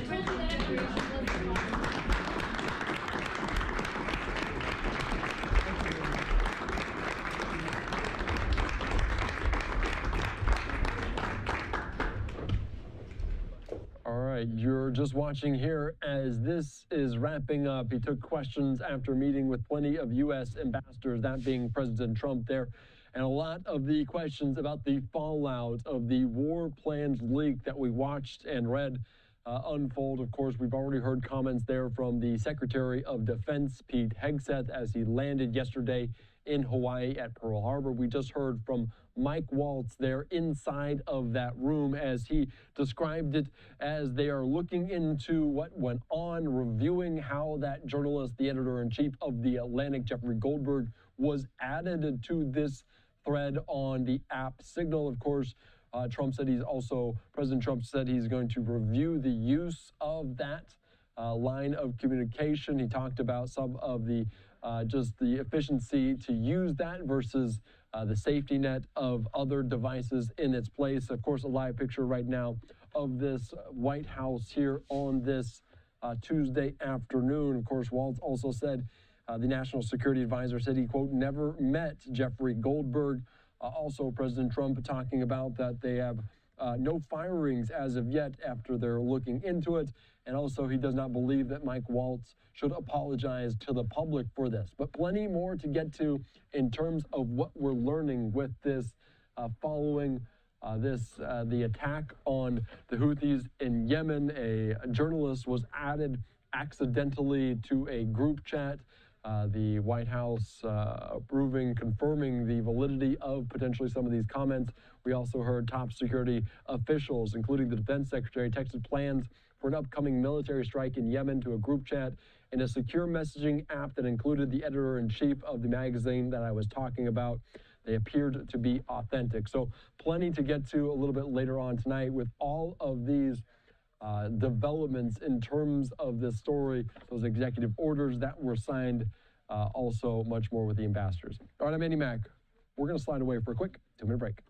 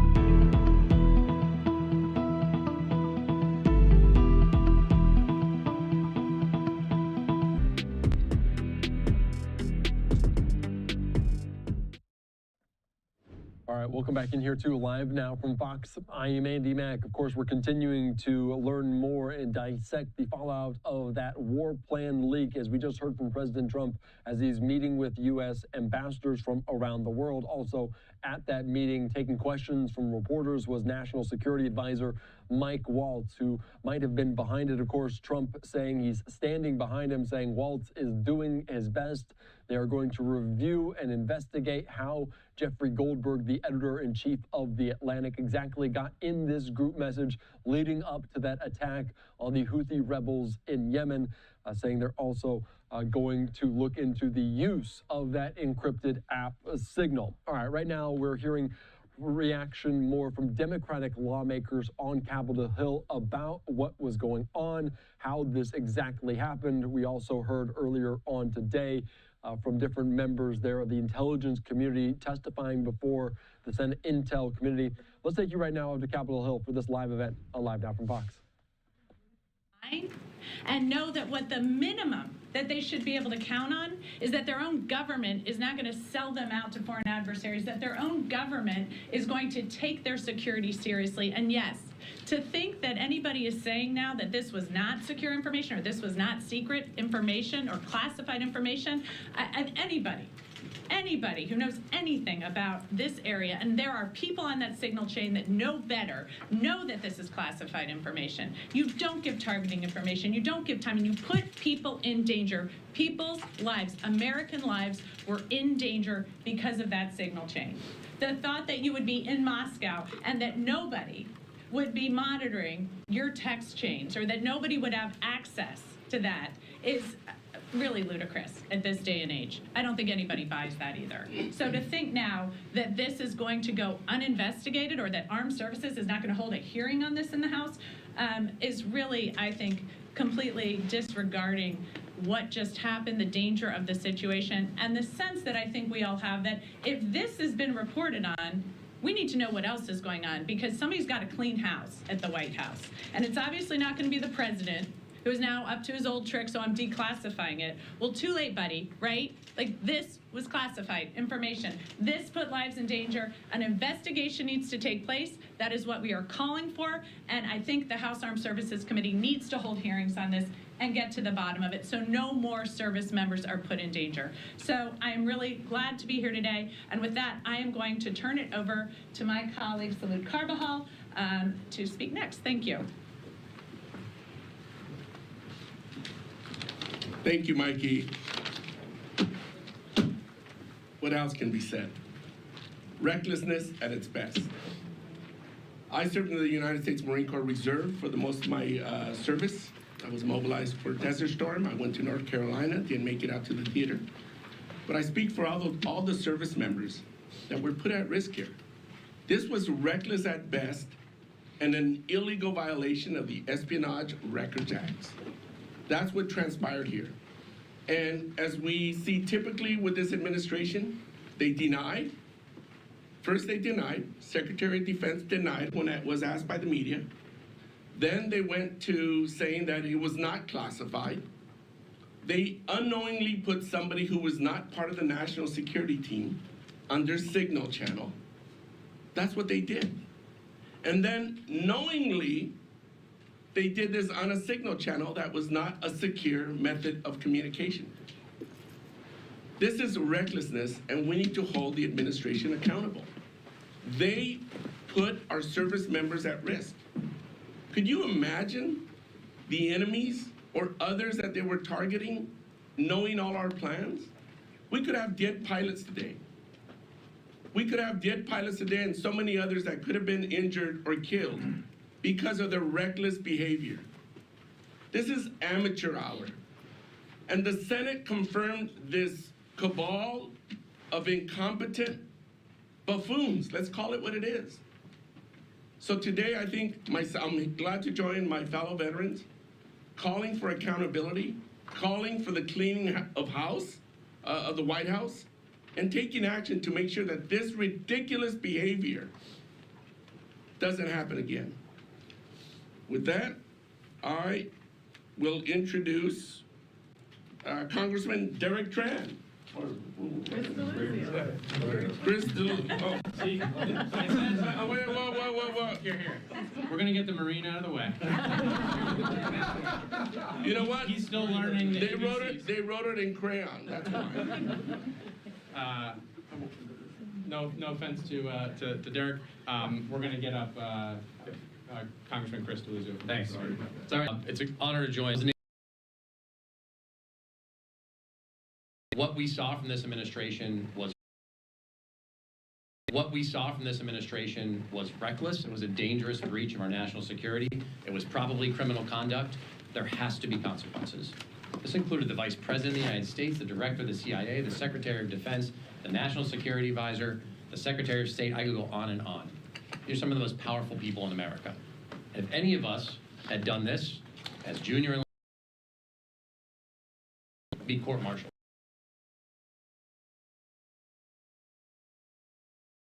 And to the consequence. Now,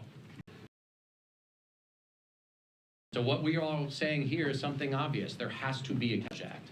There are likely violations of record-keeping requirements. They were communicating in a platform that purposefully deletes their communications. That is a violation of federal law. They're obscuring and hiding records from the American people. They were putting at risk service members who are carrying out will lose their jobs over this. There has to be a full investigation. I serve on the Armed Services Committee and join in the calls that there is a full public accounting for what happened here. And when we uncover exactly who committed wrongdoing, if those folks don't resign, we should remove them from office. There can be no, if those folks don't resign, we should remove them from office. There can be no defense for this. They put our national security at risk. It is our duty in Congress to make sure that oversight happens, and I know these members and I will do everything we can to make sure it happens. So with that, I'm honored to introduce a fellow Pennsylvanian and veteran, Congresswoman Houlihan, excuse me. Sorry. No worries. And thank you very much, and thank you very much for organizing this and this opportunity to reiterate what has already been said. When I was a little girl, when I was 10 years old, I lived in Annandale, Virginia. My dad was the Navy person responsible to Secretary Brown, Secretary of Defense Brown. Under his bed, my father's bed, was a red phone. And I was instructed as a 10-year-old, never, ever, under any circumstances, do I touch or pick up that phone. Because that was the way that they were able to communicate back in 1970, whatever, to make sure that they could have conversations, active conversations. Fast forward to the 80s, when I was an active duty lieutenant myself and spent the bulk of my career in a skiff, having learned all of the different ways that you manage classified information and don't manage classified information. If I had done this as a junior officer, I would have absolutely marched myself into my colonel's office and resigned on the spot. In addition, I would have expected to be sent to jail. So Pete Hegseth, Mike Waltz, Marco Rubio, I mean, listen to this list. Tulsi Gabbard, Kash Patel, and every other Trump administration official who uses Signal for war planning and mission execution has to be held to account for their stunning incompetence and their intentional clear defiance. So that's what we are all doing here today. We want to make sure that the hearing is called. We expect, frankly, that no hearing will be called, and so that we will have to at some point escalate this. But for either this group of cavalier officials does not grasp the danger that they have put our nation in. If they don't grasp that, they just don't care. So either way, whether they care or don't care, know or don't understand, this is a colossal screw up, and they need to be accountable for that. So the issue for the administration is not to address, we talked about some red herrings, how a reporter got added to a Signal chat. That's a complete red herring. Although the gaslighting currently underway from the president and the National Security Council and themselves, that's what they're trying to fool you with. I can tell you exactly what happened. We all use Signal. Accidentally, Mike White typed in somebody's name and he got added to the chat. And the rest is, as they say, history. And it's history because we now have the receipts. We can now, thanks to the Atlantic's reporter, have the magic of screenshots. And so if we're being told that there is nothing to see here and that none of this is classified and that no information was shared on an unsecured or unapproved communication platform that was classified, then that's just fine. Then show us the money, show us the receipts. Don't edit it, don't redact it, don't disappear it, release it, and release it right now. But we know they won't do that either. They're lying about what happened. because it was reckless, because it was probably illegal. They're covering for themselves and for others. They're gaslighting us here in the Congress, you here in the audience, everybody back home. The same people who have spent months and in some cases years pursuing leaks of classified information and promised forms of legal retribution are now tightening their own ranks and closing their own ranks. So who gets hurt when that happens? We've talked about it a little bit. Men and women in uniform get hurt and possibly die. And the fact that nobody did die apparently right now is just an accident of chance and luck. So we, the American people, and us, the members of Congress, we owe ourselves a level of accountability, and we call for an investigation, and an investigation now. It is my privilege to introduce a fellow colleague, also from the Armed Services and Intel Committee as well, Representative Jason Crow of Colorado.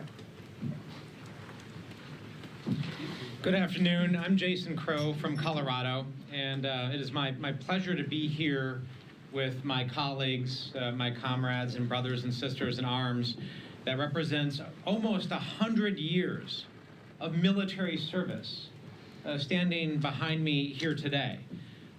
We all understand that our deepest and most sacred obligation is to protect the men and women in uniform who protect us every single day.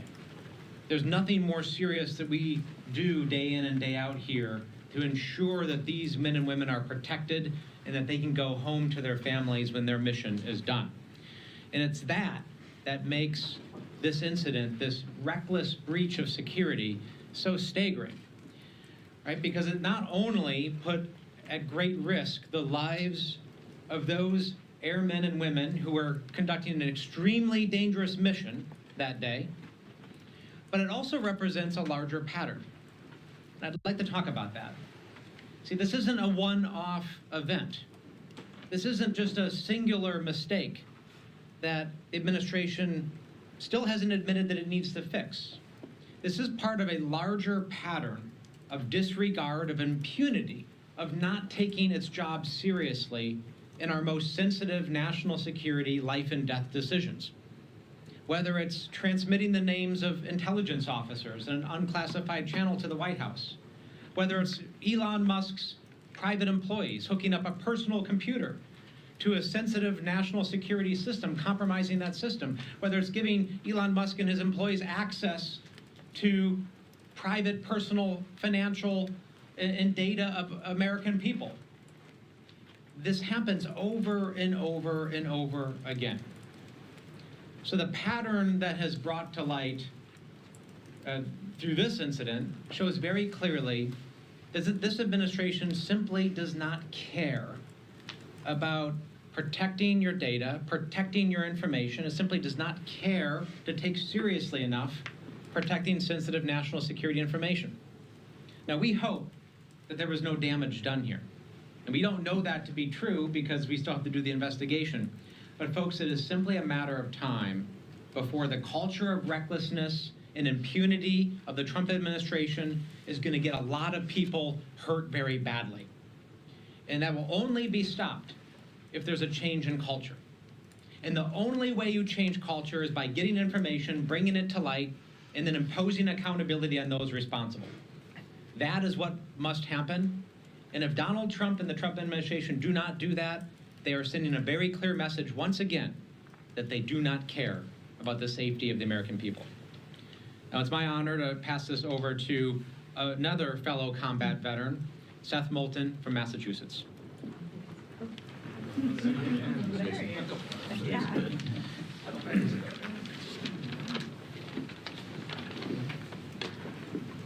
Accountability is back.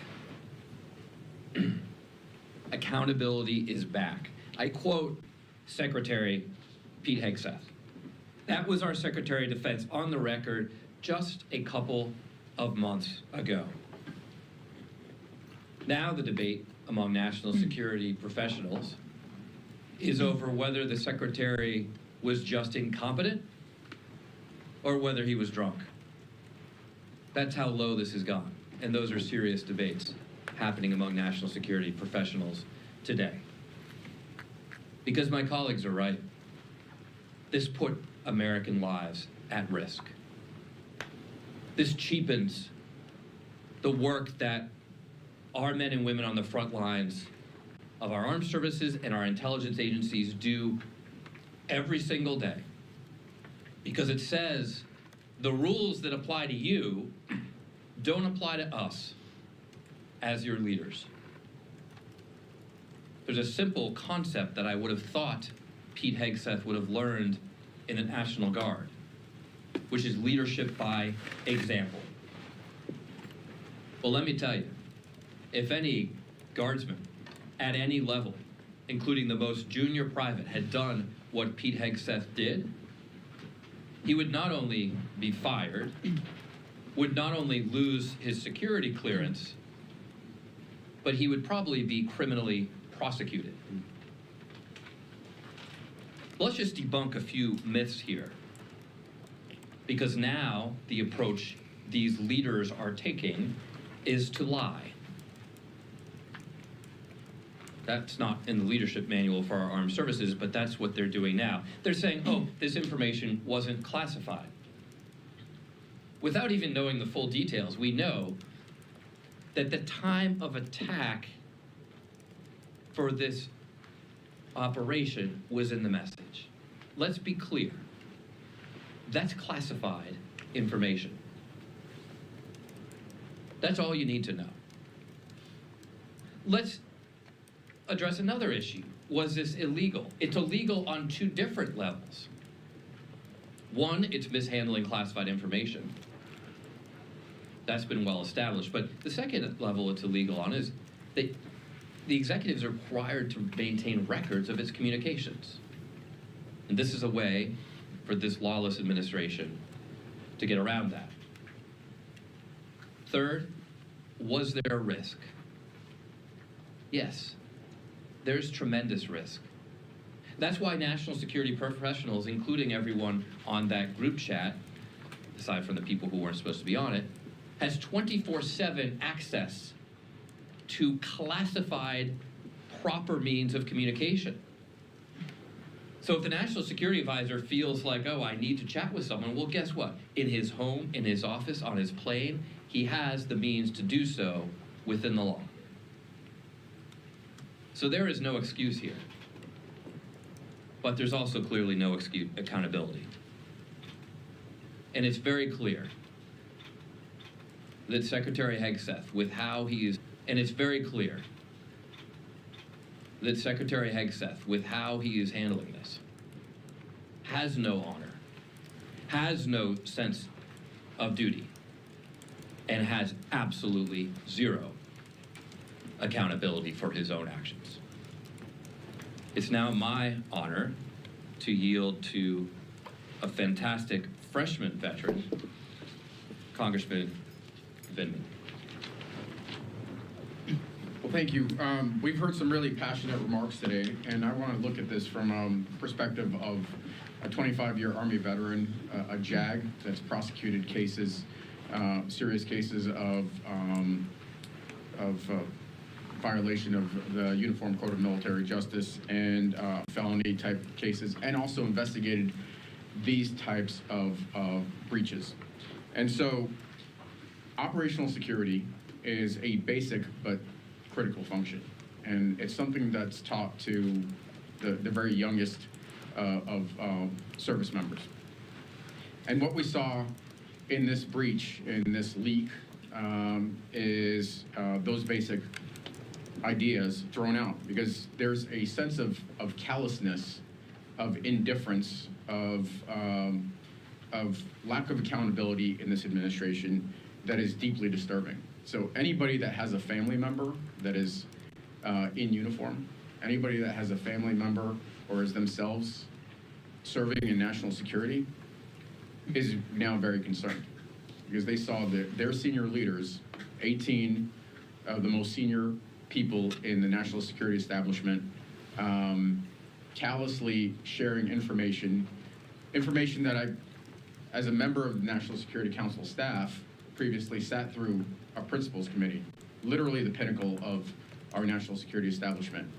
I could only imagine that the data included things like the operational op plans for the attack. There is no chance in hell that this was not classified information. It's just not possible, certainly at the time that it was released. And so Signalgate is real, and we need to take appropriate measures to protect the American people and national security. And so the way you do that is you investigate. And it's incumbent on folks in the executive branch, in the White House, in every department or agency to understand the scope of this breach. It's standard procedure. Investigate to figure out what is the extent of the spillage, and then take measures to remediate that. Our job in Congress is to exercise an oversight role.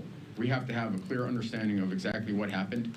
Is this very unlikely the only PC that was held on Signal? No, I doubt it.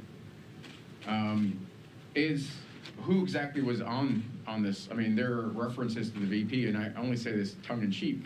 VP, Vladimir Putin. No, we need to understand very well exactly who did what to understand the full scope of the breach and take appropriate measures.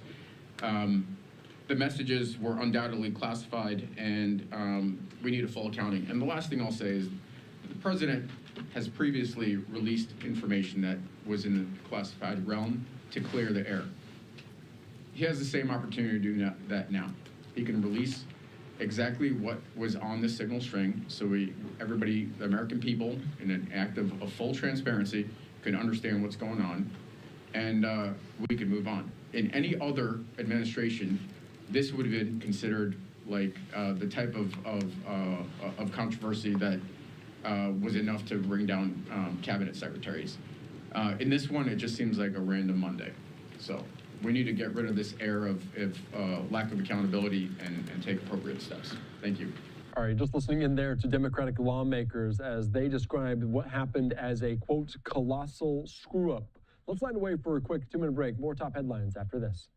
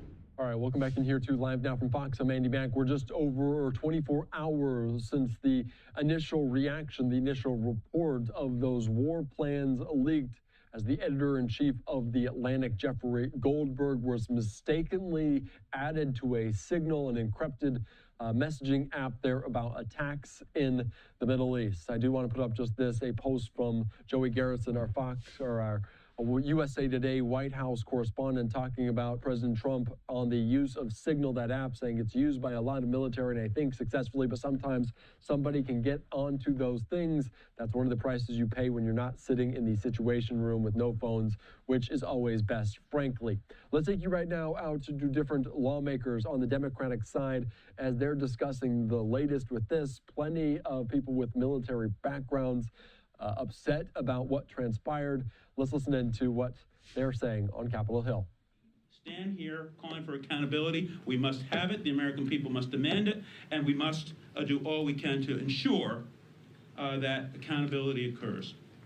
It's my honor and pleasure to bring forward, for the second time, Congressman Tran. Thank you. Resignation and investigation. I am so honored to stand shoulder to shoulder with my colleagues who have worn the uniform of our country.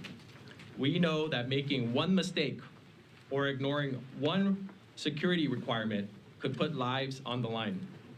I wish the officials at the highest ranks of our national security establishment adhere to these standards. In fact, they should be held to much higher standards. They hold the ultimate responsibility of protecting American lives and the security of our nation and our allies. Instead, these Trump administration officials ignored every possible security measure, even some so basic that a high school student learned to follow. Vice President Vance, Secretary Hegseth, Secretary Rubio, National Security Advisor Waltz, and other high-ranking officials recklessly shared precise details about weapon packages, targets, and timing over a Signal group chat.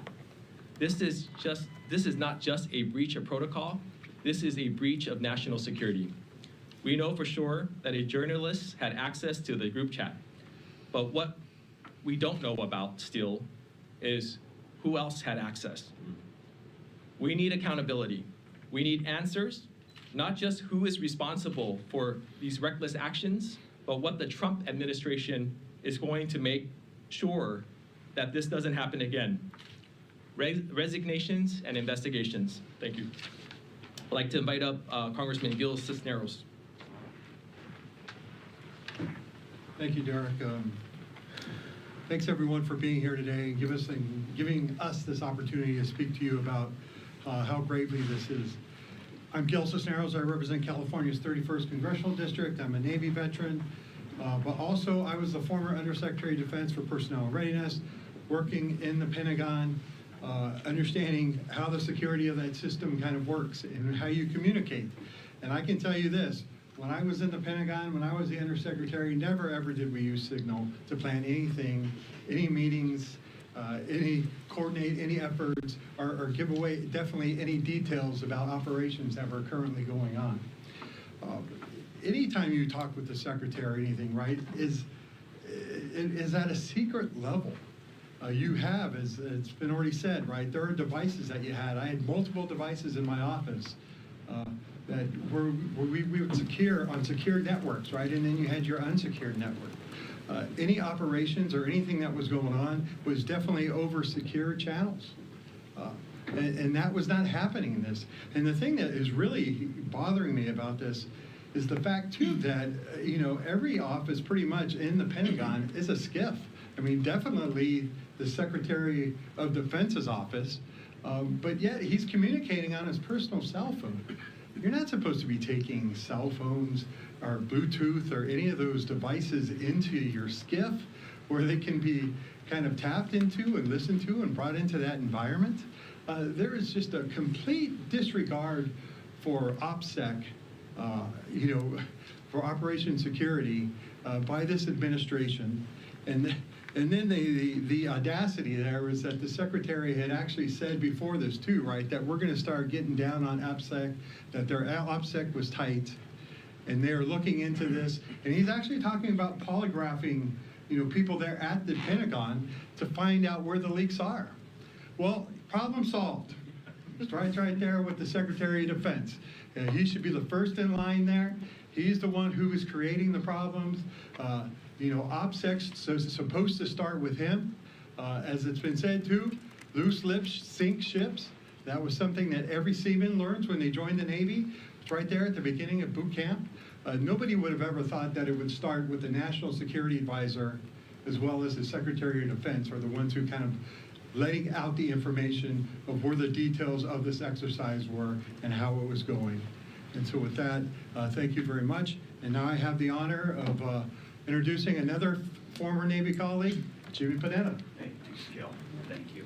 Let me thank Congressman Thompson and Representative Ryan for putting this together. And of course, it is a very proud yet disappointing moment that I get to stand here with my veterans and have this type of discussion with all of you. I'll keep it short because I'm sure it's probably getting to repetition. Some of you already finished all of your stories.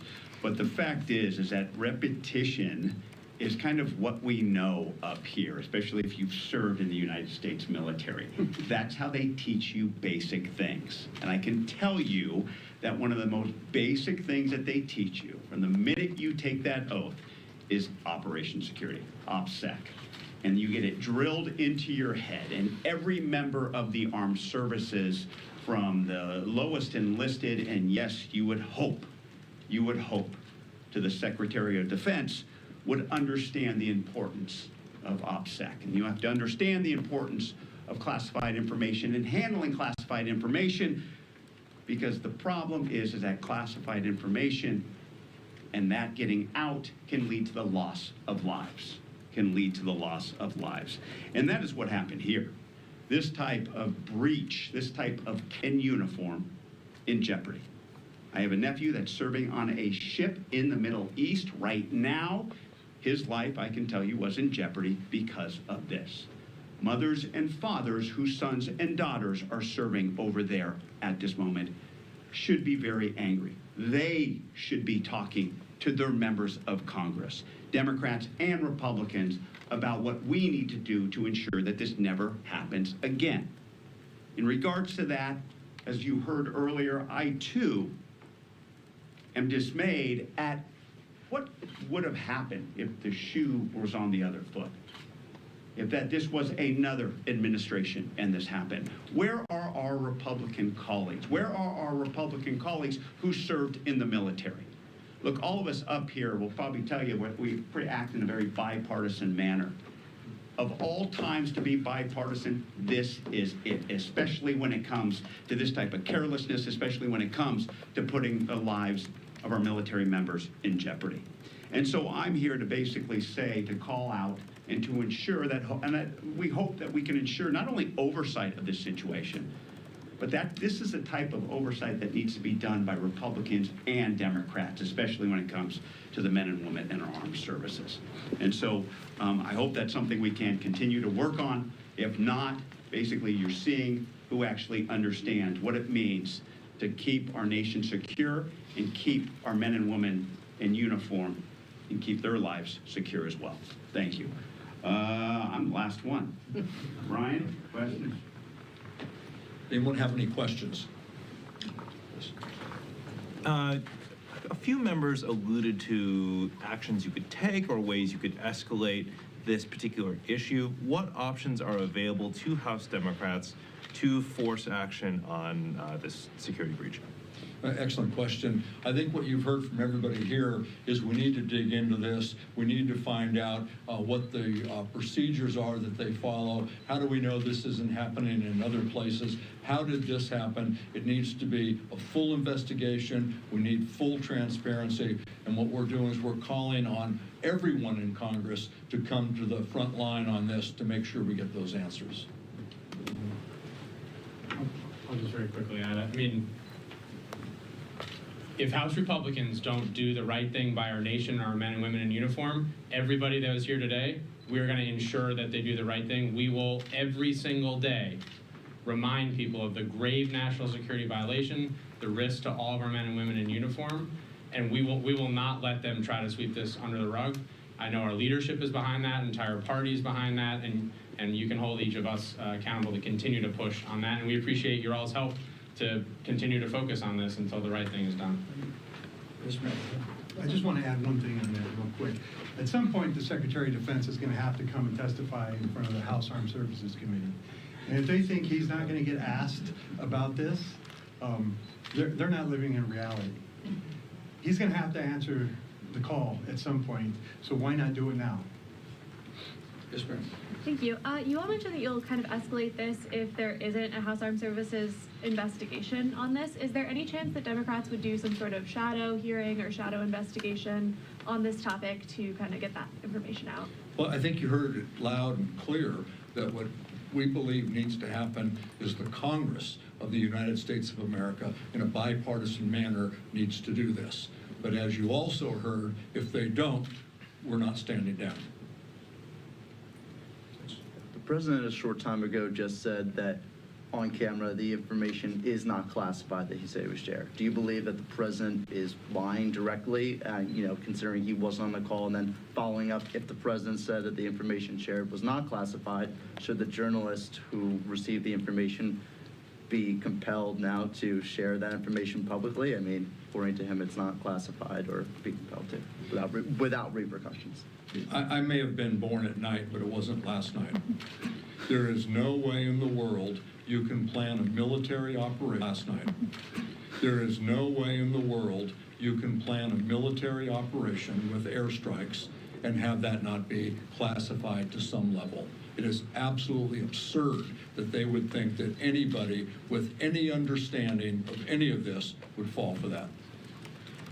If I may, so I sat on Principals Committee meetings and dozens of meetings at the White House, and this is secret information. It's probably TS information. This is inbound aircraft timetables before American personnel are in harm's way over that over Yemen. So it's classified. There's no doubt about it. A private can tell you it's classified information. Just one more. Can you expand on what holding your colleagues to account looks like? Well, I don't think there's any bounds to that. We're going to do whatever we can to ensure that American military personnel are safe and that our missions are protected, and we'll do everything we can to make sure that that happens. If I may. Yes. But also, this is more than just members of Congress. I know we're up here talking about this. This is, like I said, the mothers and fathers whose sons and daughters whose lives are in jeopardy because of this breach. They need to hold their representatives accountable so that their representatives then basically actually have the courage to step up like we are up here and hold basically their Secretary of Defense and our military leaders accountable for this reckless breach. Thank you very much. Thanks, Mike. All right, just listening in there to plenty of Democratic lawmakers react to this, also react to what President Trump said, saying that there was no classified information involved in some of these signal chats that journalist, the editor-in-chief of The Atlantic, Jeffrey Goldberg, was privy to, accidentally, mistakenly added to. In terms of this, the Democratic lawmakers, lots of them with those military backgrounds on the Armed Service Committee, saying they want a bipartisan effort before Congress to really bring to light what transpired, what happened here. And of course, they also talked about the fact that Pete Hegseth, the Secretary of Defense, will eventually have to answer questions relating to this as he testifies before Congress in some capacity in the near future. So we're following all of that very closely here on Live Now from Fox. A live look right there in Washington, D.C. at the White House. And of course, we also heard earlier on today before the Senate Intel Committee talking about members of the intelligence community, Tulsi Gabbard, John Ratcliffe, and others with the DNI and the CIA, respectively, discussing some of this, getting pressed on it by different senators, different Democrats. Let's take you out to this. 24 hours ago, the directors of national intelligence, the CIA, and FBI were prepared to brief lawmakers on threats from our nation's adversaries. But after a bombshell report from The Atlantic detailed how its editor-in-chief was mistakenly added to a group chat, which included top Trump officials discussing what appeared to be highly sensitive plans for bombing Houthi targets in Yemen, Democrats are now focusing on security threats at home. All these senior folks were on this line and nobody bothered to even check. Security Hygiene 101. Who are all the names? Who are they? There was no classified material that was shared in that. Jeffrey Goldberg says he was added to the group on the encrypted messaging app Signal by National Security Advisor Mike Waltz. He claims Defense Secretary Pete Hegseth sent detailed plans of the operation. He was texting attack plans, when targets were going to be targeted, how they were going to be targeted, who was at the targets, when the next sequence of attacks were happening. It is total amateur hour. I mean, this is the leadership of the Trump National Security Team and completely breaking protocol. Had I done that as an Army officer, I would be in jail right now. Democrats will surely call for a congressional investigation. Republicans and the White House, however, seem to be downplaying the security lapse. I've heard it was characterized. Nobody was texting war plans, and that's all I have to say about that. President Trump called the group chat a mistake and insists Mike Waltz is a, quote, good guy and will not be fired. In Washington, Rebecca Castor, Fox News. All right, thank you so much for that. And of course, like you heard, President Trump is standing behind his national security advisor, Mike Waltz, saying he doesn't really need to issue an apology to the public and there will be no firings. Waltz did say during that meeting with UN ambassadors there in Washington, D.C., that they never met Jeffrey Goldberg, the editor-in-chief who penned this article, but they're also looking into and reviewing how he was added to that Signal group chat. Also, the use of the Signal encrypted messaging app. We'll see if they continue to use that in the future. I'm Andy Mack. You're on Live Now from Fox. We're back after this.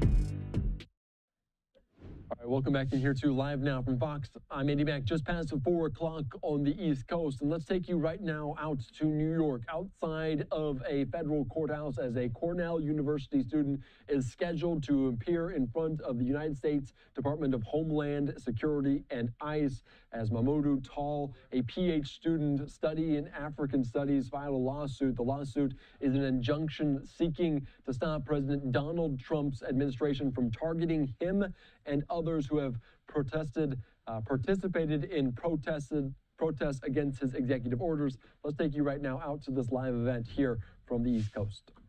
It's about the comments the president makes about Judge Boasberg, but I'll just leave it at that.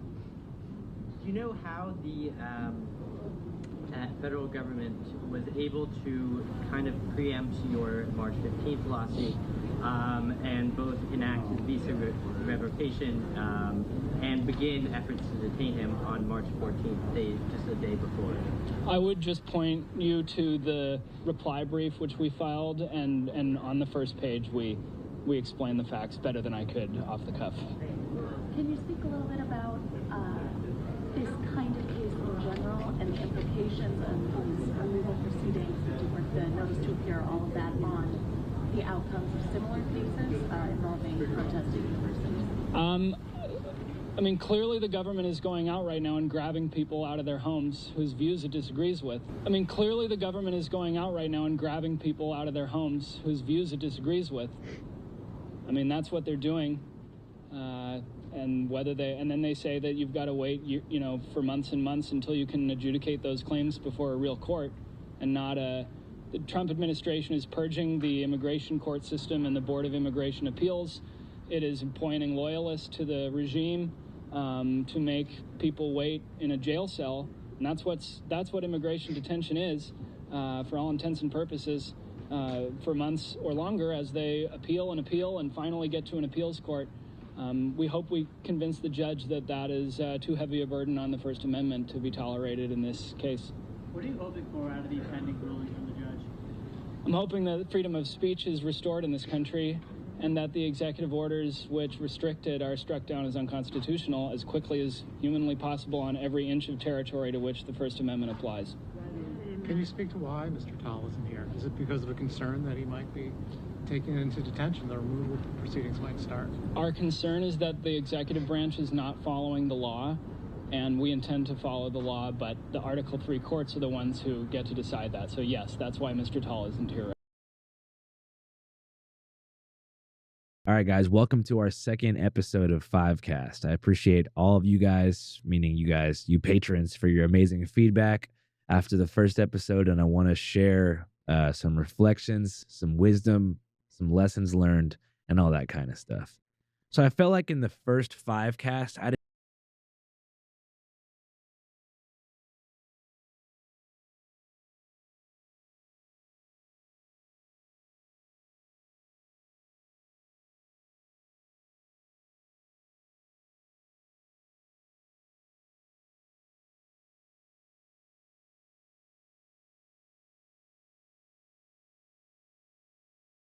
que ce soit avec des drones marins, que ce soit en attaquant des installations gazières, c'était véritablement leur terrain aujourd'hui de pression. Alors là, maintenant, c'est un peu terminé avec ça, mais là, ce qui est intéressant avec cet accord, c'est qu'en effet, c'est le premier surtout qui a exactement les mêmes mots, c'est-à-dire du côté ukrainien que du côté russe et du côté américain, et surtout qui va permettre aujourd'hui de développer davantage ces convois de blé vers le reste du monde. Est-ce que cet accord a une chance d'être tenu? C'est tout le problème et c'est la vraie question, puisque le Kremlin a assuré que, il respecterait cet accord seulement si on levait les sanctions. Vous savez, il y a des sanctions notamment qui l'intéressent. Ce sont les sanctions agricoles par rapport à l'Union européenne, qui en a posé et qui en a encore mis de plus fortes, notamment sur les engrais, puisque l'Europe est très très dépendante des engrais russes. Et lui, Volodymyr Zelensky, il va plus loin. Il voudrait respecter cet accord à une condition. On va l'écouter. Nous pensons qu'il s'agit d'un affaiblissement de la position et d'un affaiblissement des sanctions. Nous ne connaissons pas encore les détails de cette possibilité et nous n'étions pas présents à la réunion. Donc, je ne peux rien dire. Mais cela ne figurait pas dans notre agenda. Voilà, le président ukrainien qui s'oppose au moindre affaiblissement concernant les sanctions contre la Russie. Alors, on sait que Donald... Au début de l'affaire, lui pensait bien faire, sauf que la famille n'a pas apprécié que cette photo soit diffusée et donnée par ce prêtre. Et ils ont fait absolument tout ce qui était possible de faire pour le faire virer. Et ils y sont parvenus.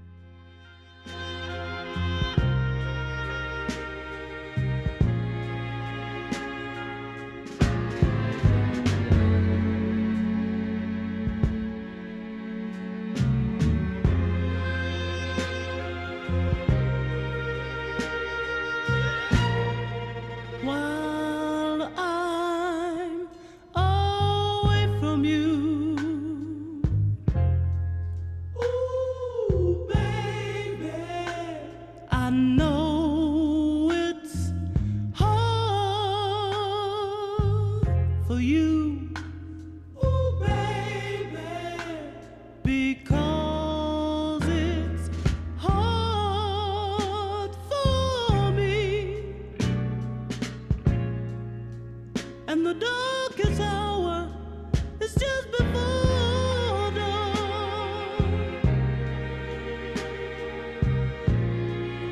Each night before you go to bed, ooh, baby, whisper a little prayer for me.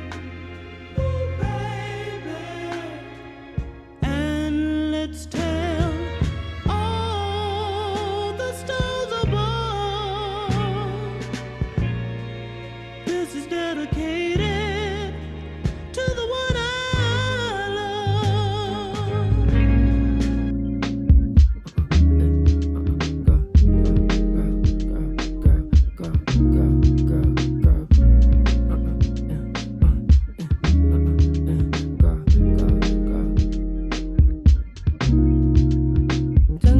Miles away,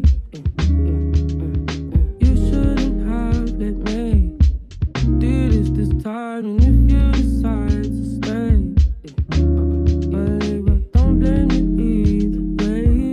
Yeah, ain't never been a problem. It ain't never been this deep, baby. You one of them ones I get. It's making me crazy. Yeah, I don't wanna get dark, but if I wasn't your problem, you wouldn't even be thinking how you thinking now, thinking about when shit goes out. Show after show, not wasting time. For you, I wrote too many lines. I'm in too deep, it turned your eyes back. Don't know if we'll pull through this time, babe. Don't know if we gon' do this time. Jumping on the red eye flight again. Cold covers on my side again. You tell me that I'm way too high to reach, but I'm reaching for the stars in my defense. Common sense says that I should just call it quits, but it's hard when time's invested. But what's love but compromise ain't an option. You thrive at times of tension. You always say that I don't love you. I just love the idea of being in love with someone home to come to. I say you love the rush up. When times get tough, we fight, we fuck. Break up sexting, make up sexting. Ain't no sexting, ain't no phone calls, and ain't no text. But you got me about to miss this flight. I might turn this car around and let you. 10,000 miles away, you shouldn't have let me do this time. And if you decide to stay, but don't blame me either way. Yeah, ain't never been a problem. It ain't never been this deep, baby. You one of them ones I get. It's making me crazy. Yeah, I don't wanna get dark, but if I was your problem, you wouldn't even be thinking how you thinking now, thinking about when shit goes out.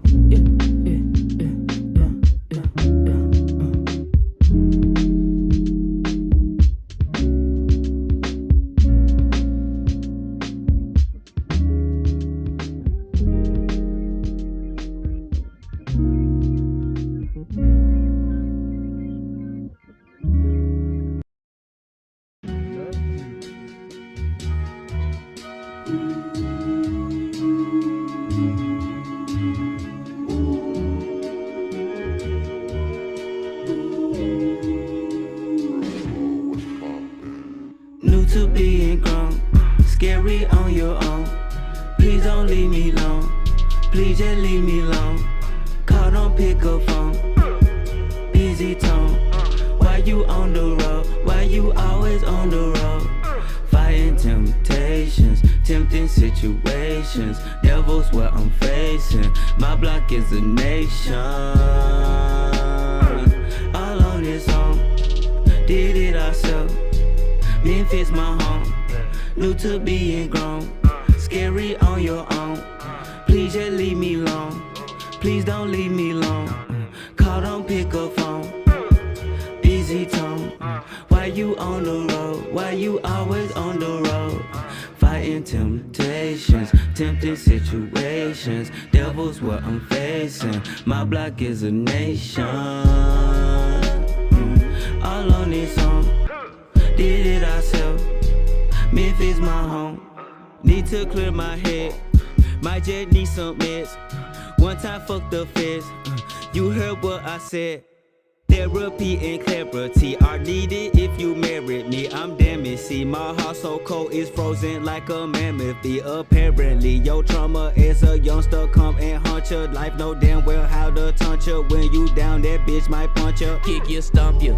It's like that bitch just wanna make us bleed. Dodge the full clip of that bullshit. We way too far to retreat. Let's proceed to making shit happen. Don't speak with your words, react with your actions. Used to think hip hop was deeper than money and fashion, and niggas was actually rapping, but I digress. Pardon my stress. The shit that they feed us so hard to digest. So I regurgitate all that they perpetrate. Protect my peace with a stupid proof vest. Feel like my spirit removed from my chest. You cannot interview me in the flesh. I am the ghost in the shell, eloping in hell. My angels and demons caress. Synchronization. Pay me no mind if your thinking is basic. I know it goes over the head. Life got me looking for a Stargate, feeling like RJ trying to get over the hedge.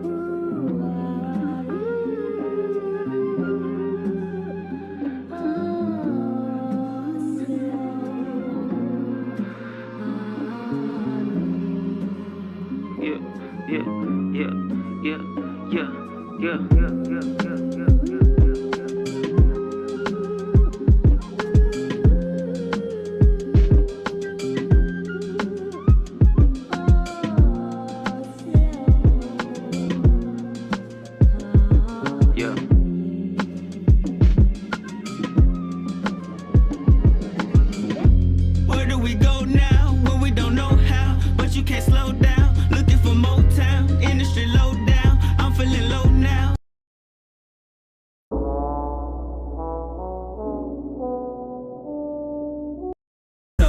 We from Memphis though, sometimes spit is slow. That's just how it go. Wake up, then I bake up what you hitting for. We already smoking on that purple, what you sipping for. That Texas got you tipping on your tippy toes. We from Memphis though, sometimes spit is slow. That's just how it go. Welcome to the bluff. Preacher said a prayer, but the prayer ain't enough. Backwood Gus got me levitated. Living in the city where you rush a bus, no hesitating. Devastating to my people that are lost, I'm meditating. As I'm breaking down, about to break it down. Find that M-Town, not Michigan, call it Memphis 10. Legendary stolen sound. Nigga, how trill is that? Nigga, real rap, you feel that bap. Not a fan of the ghetto, but I seen gon' clap. Middle of the dirty where you are on the map. Can't say too much, police have my house tapped. Where the kingpin, I'm a prince for a fact. No, we not two niggas in a Cadillac, but two niggas in a cul-de-sac. Bumping new niggas, true niggas. Never gave a fuck about weren't true niggas. Goddamn, y'all some fools, nigga. Cause a brain and a gun in my hand never made me feel like I had something to prove, nigga. New school, got something to prove, y'all can move, nigga. I ain't got nothing to lose, nigga. From the city of the blues, nigga. Ironic, I was raised around the two, nigga. Ooh, nigga. Wake up, then I bake up what you hitting for. We already smoking on that purple, what you sipping for. That Texas got you tipping on your tippy toes. We from Memphis though, sometimes spitting slow. That's just how it go. Wake up, then I bake up what you hitting for. We already smoking on that purple, what you sipping for. That Texas got you tipping on your tippy toes. We from Memphis though, sometimes spit is slow. That's just how it go. Same shit, different beat, that's how I do it. My nigga hitting the blunt because I know we bout to lose it. We been on the road to ruin, sipping alcoholic fluids out of dirty glass, running from my dirty fast. I'm unworthy, but my soul still highly favored. Weed highly flavored, don't really smoke, but when I do it, ease my behavior. So I puff past till I'm falling on my ass like an hour later. I ain't never had shit like they found me in the orphanage. The only throne that I ever sat up on was porcelain. Every house I ever stayed at was either borrowed or rented, so I don't even know what the fuck a mortgage is. See the waters of the Mississippi running through my veins. When you come from Memphis, shit is harder to obtain, cause you born underground, surrounded surrounded by hellfire. Honestly, kinda hard to find a star up in the flames. Feeling like I need to get baptized. It's gonna take a lot of water to wash away all my sins. These niggas still telling these rap lies. That's one of the main reasons I still don't be making friends. I be like, fuck these niggas, cause I don't really trust these niggas, so don't discuss me, nigga. Y'all niggas disgust me, nigga. That shit might be contagious, I don't even wanna touch these niggas. Ugh. Niggas disgusting. Ugh. Nasty. You niggas nasty, man. Y'all niggas disgusting. Funky ass niggas. Can't even wash this shit off. Fuck away from them niggas. Fuck away from them. Ugh. Yeah. Ugh.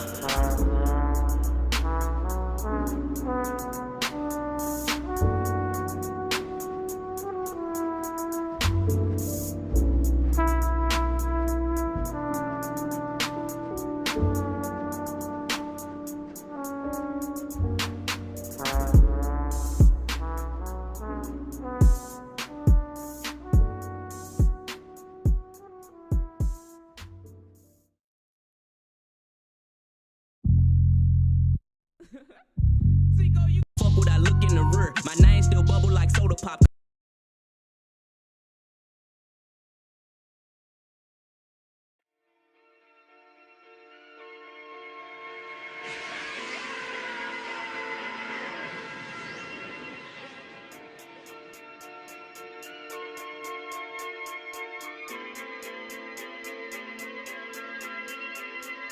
My faults have caused, but I got the money, honey.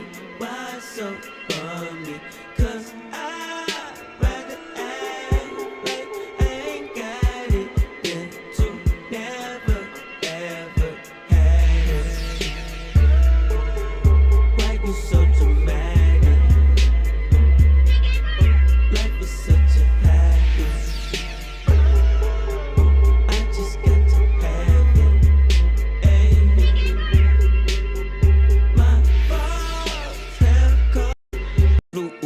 Is fluent, you boys are not the same. Smoking true when hippies do then East High, yeah, go Mustangs. My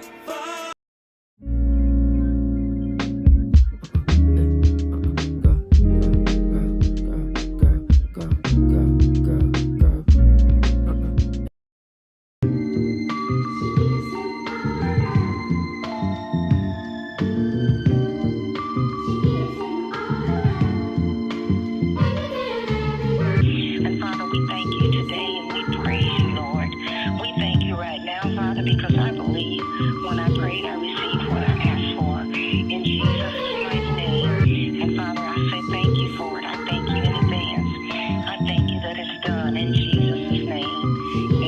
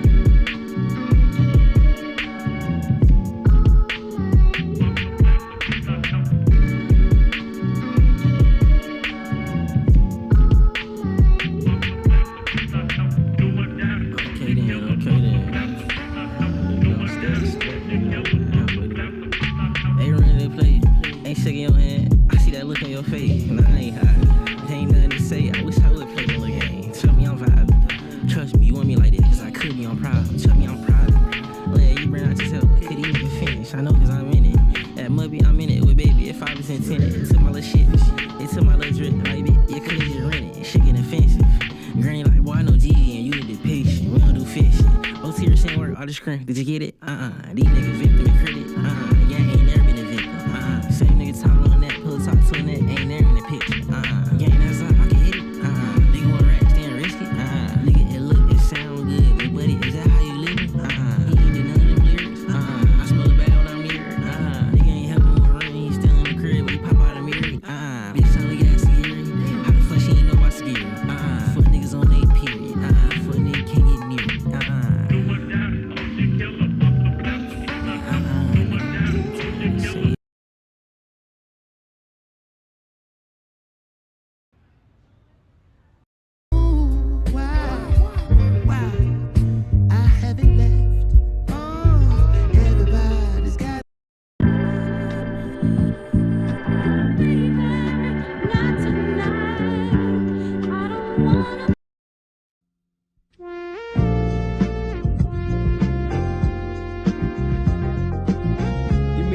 me that this is not music.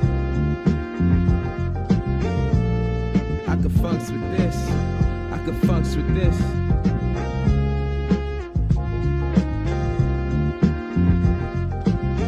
It's the mystic, materialistic, misfit child of the imperial empress. Ever since birds flew, I've been spitting this wittiness. It should be considered a sickness. Can you blame him for making an engraving and leaving the game the same way that he came in?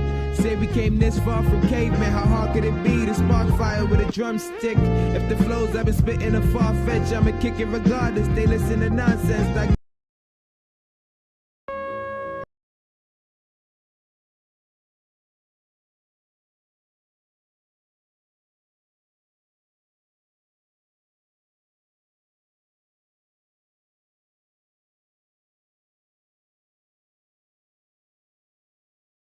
I introduced 2 artists to the stage.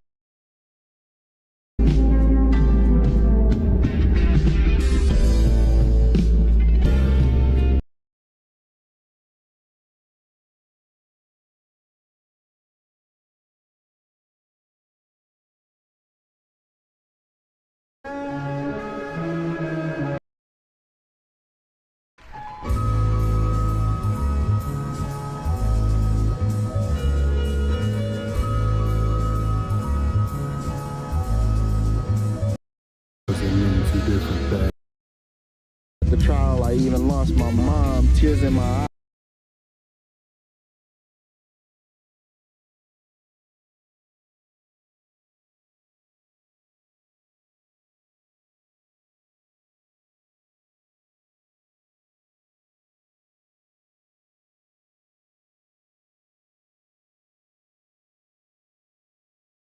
We're snowed in.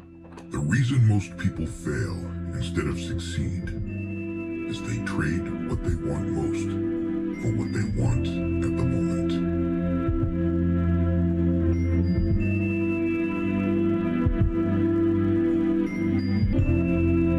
The strong man is the one who was able to intercept at will the communication between the senses and the mind.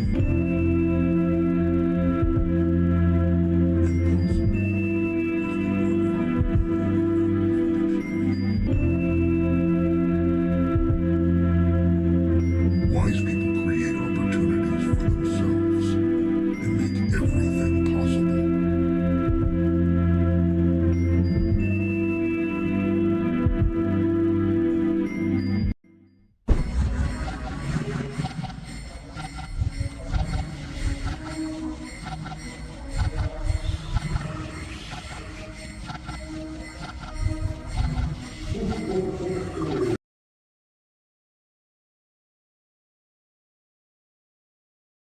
Be the best, no competition with no one except yourself.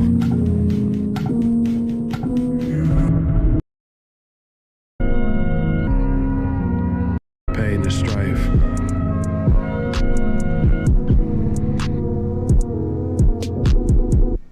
Yeah, face to face, yeah, I keep it light. On the other side, I'm crying through the night. I thought I did it right. On the morning, forever on. Trying to be a nigga, but stole some honest. A decent guy, the occupation's honest. Need some help, I'm on it. A rum and coke, a gin and tonic. Keep me loose and out the darkness. Keep me loose.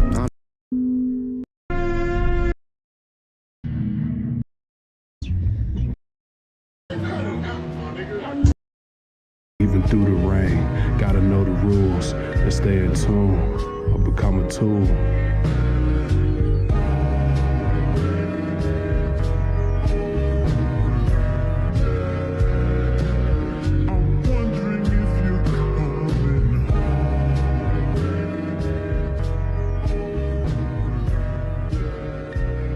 Don't feel I can carry this heavy cross.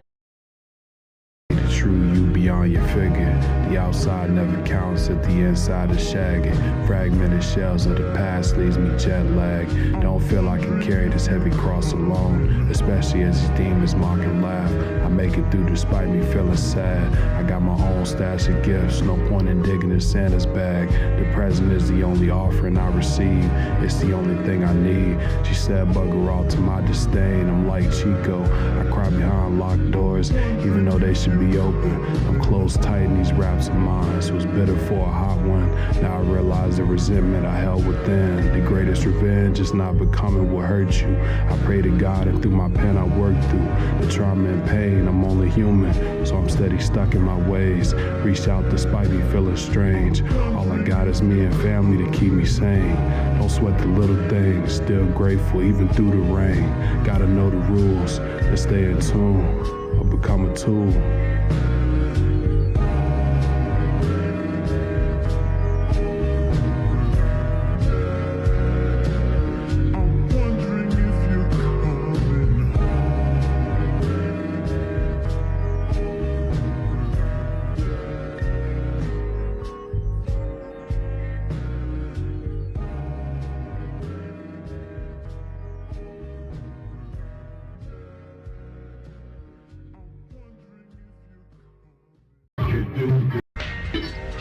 The explanation for the fans. Disease in my blood, patches.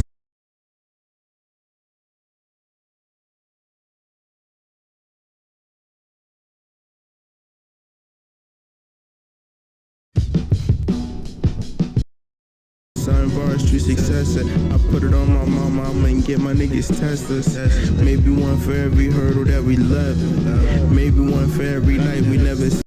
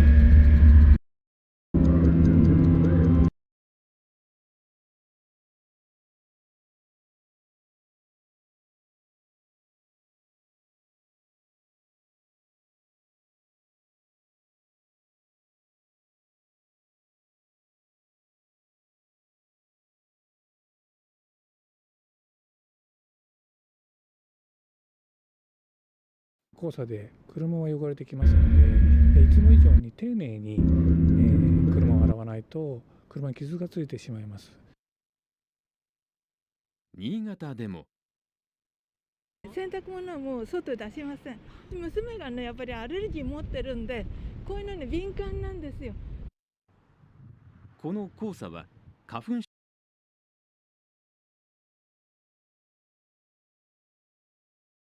黄砂で車は汚れてきますので、いつも以上に丁寧に、車を洗わないと車に傷がついてしまいます。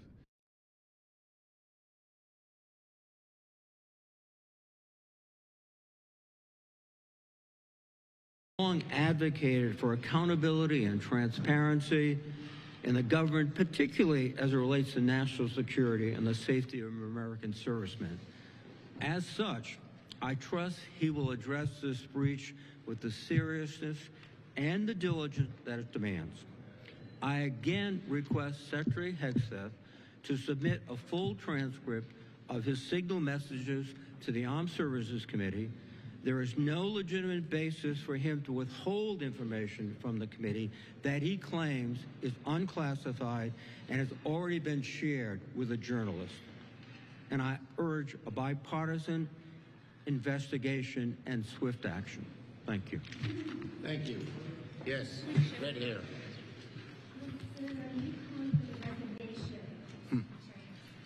Pardon? Look, what he did is despicable. We need a complete and thorough investigation, both by the IG within DOD, but also the Senate and the House. The Senate, Democrats and Republicans should look into this and have a full investigation. Republicans should not turn their head the other way with something so serious. Leadership, thank you, Leadership. On foreign policy, Secretary Vance will be making a visit to Greenland this soon, and this comes at a time when President Trump has talked about annexing Greenland and bringing it into the United States. What do you make of this visit, and do you support the administration's talk and rhetoric about acquiring more territory? Look, they constantly try to divert attention because what they're doing is so unpopular with the American people. Cutting Social Security, cutting Medicare, cutting Medicaid, all only looking for smoke screens. Yes. The Speaker talked about the idea of defunding courts today, and I wondered if you had a response given that, I guess in theory, It is out. it has under rescission, right? It is outrageous to even think of defunding the courts. The courts are the bulwark against Trump, and the Republicans can't stand it.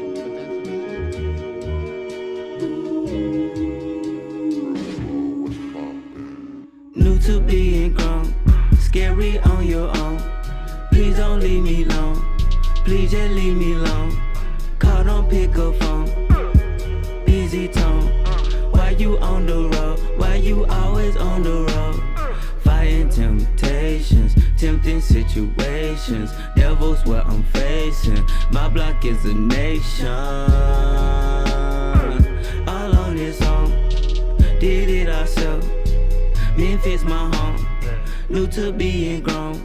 Scary on your own. Please just leave me alone. Please don't leave me alone. Call, don't pick up phone. Busy tone. Why you on the road? Why you always on the road? Fighting temptations, tempting situations. Devil's what I'm facing. My block is a nation. All on its own. Did it ourselves. Memphis my home. Need to clear my head. Might just need some meds. One time fuck the feds. You heard what I said. Therapy and clarity are needed if you married me. I'm damaged. See, my heart so cold it's frozen like a mammoth bee. Apparently, your trauma as a youngster come and haunt your life. Know damn well how to taunt you. When you down, that bitch might punch you. Kick you, stomp you. It's like that bitch just wanna make us bleed. Dodge the full clip of that bullshit. We way too far to retreat. Let's proceed to making shit happen. Don't speak with your words, react with your actions. Used to think hip hop was deeper than money and fashion, and niggas was actually rapping. But I digress, pardon my stress. The shit that they feed us so hard to digest. So I regurgitate all that they perpetrate. Protect my peace with a stupid proof vest. Feel like my spirit removed from my chest. You cannot interview me in the flesh. I am the ghost in the shell, eloping in hell. My angels and demons caress. Synchronization, pay me no mind if your thinking is basic. I know it goes over the head. Life got me looking for a Stargate, feeling like RJ trying to get over the hedge.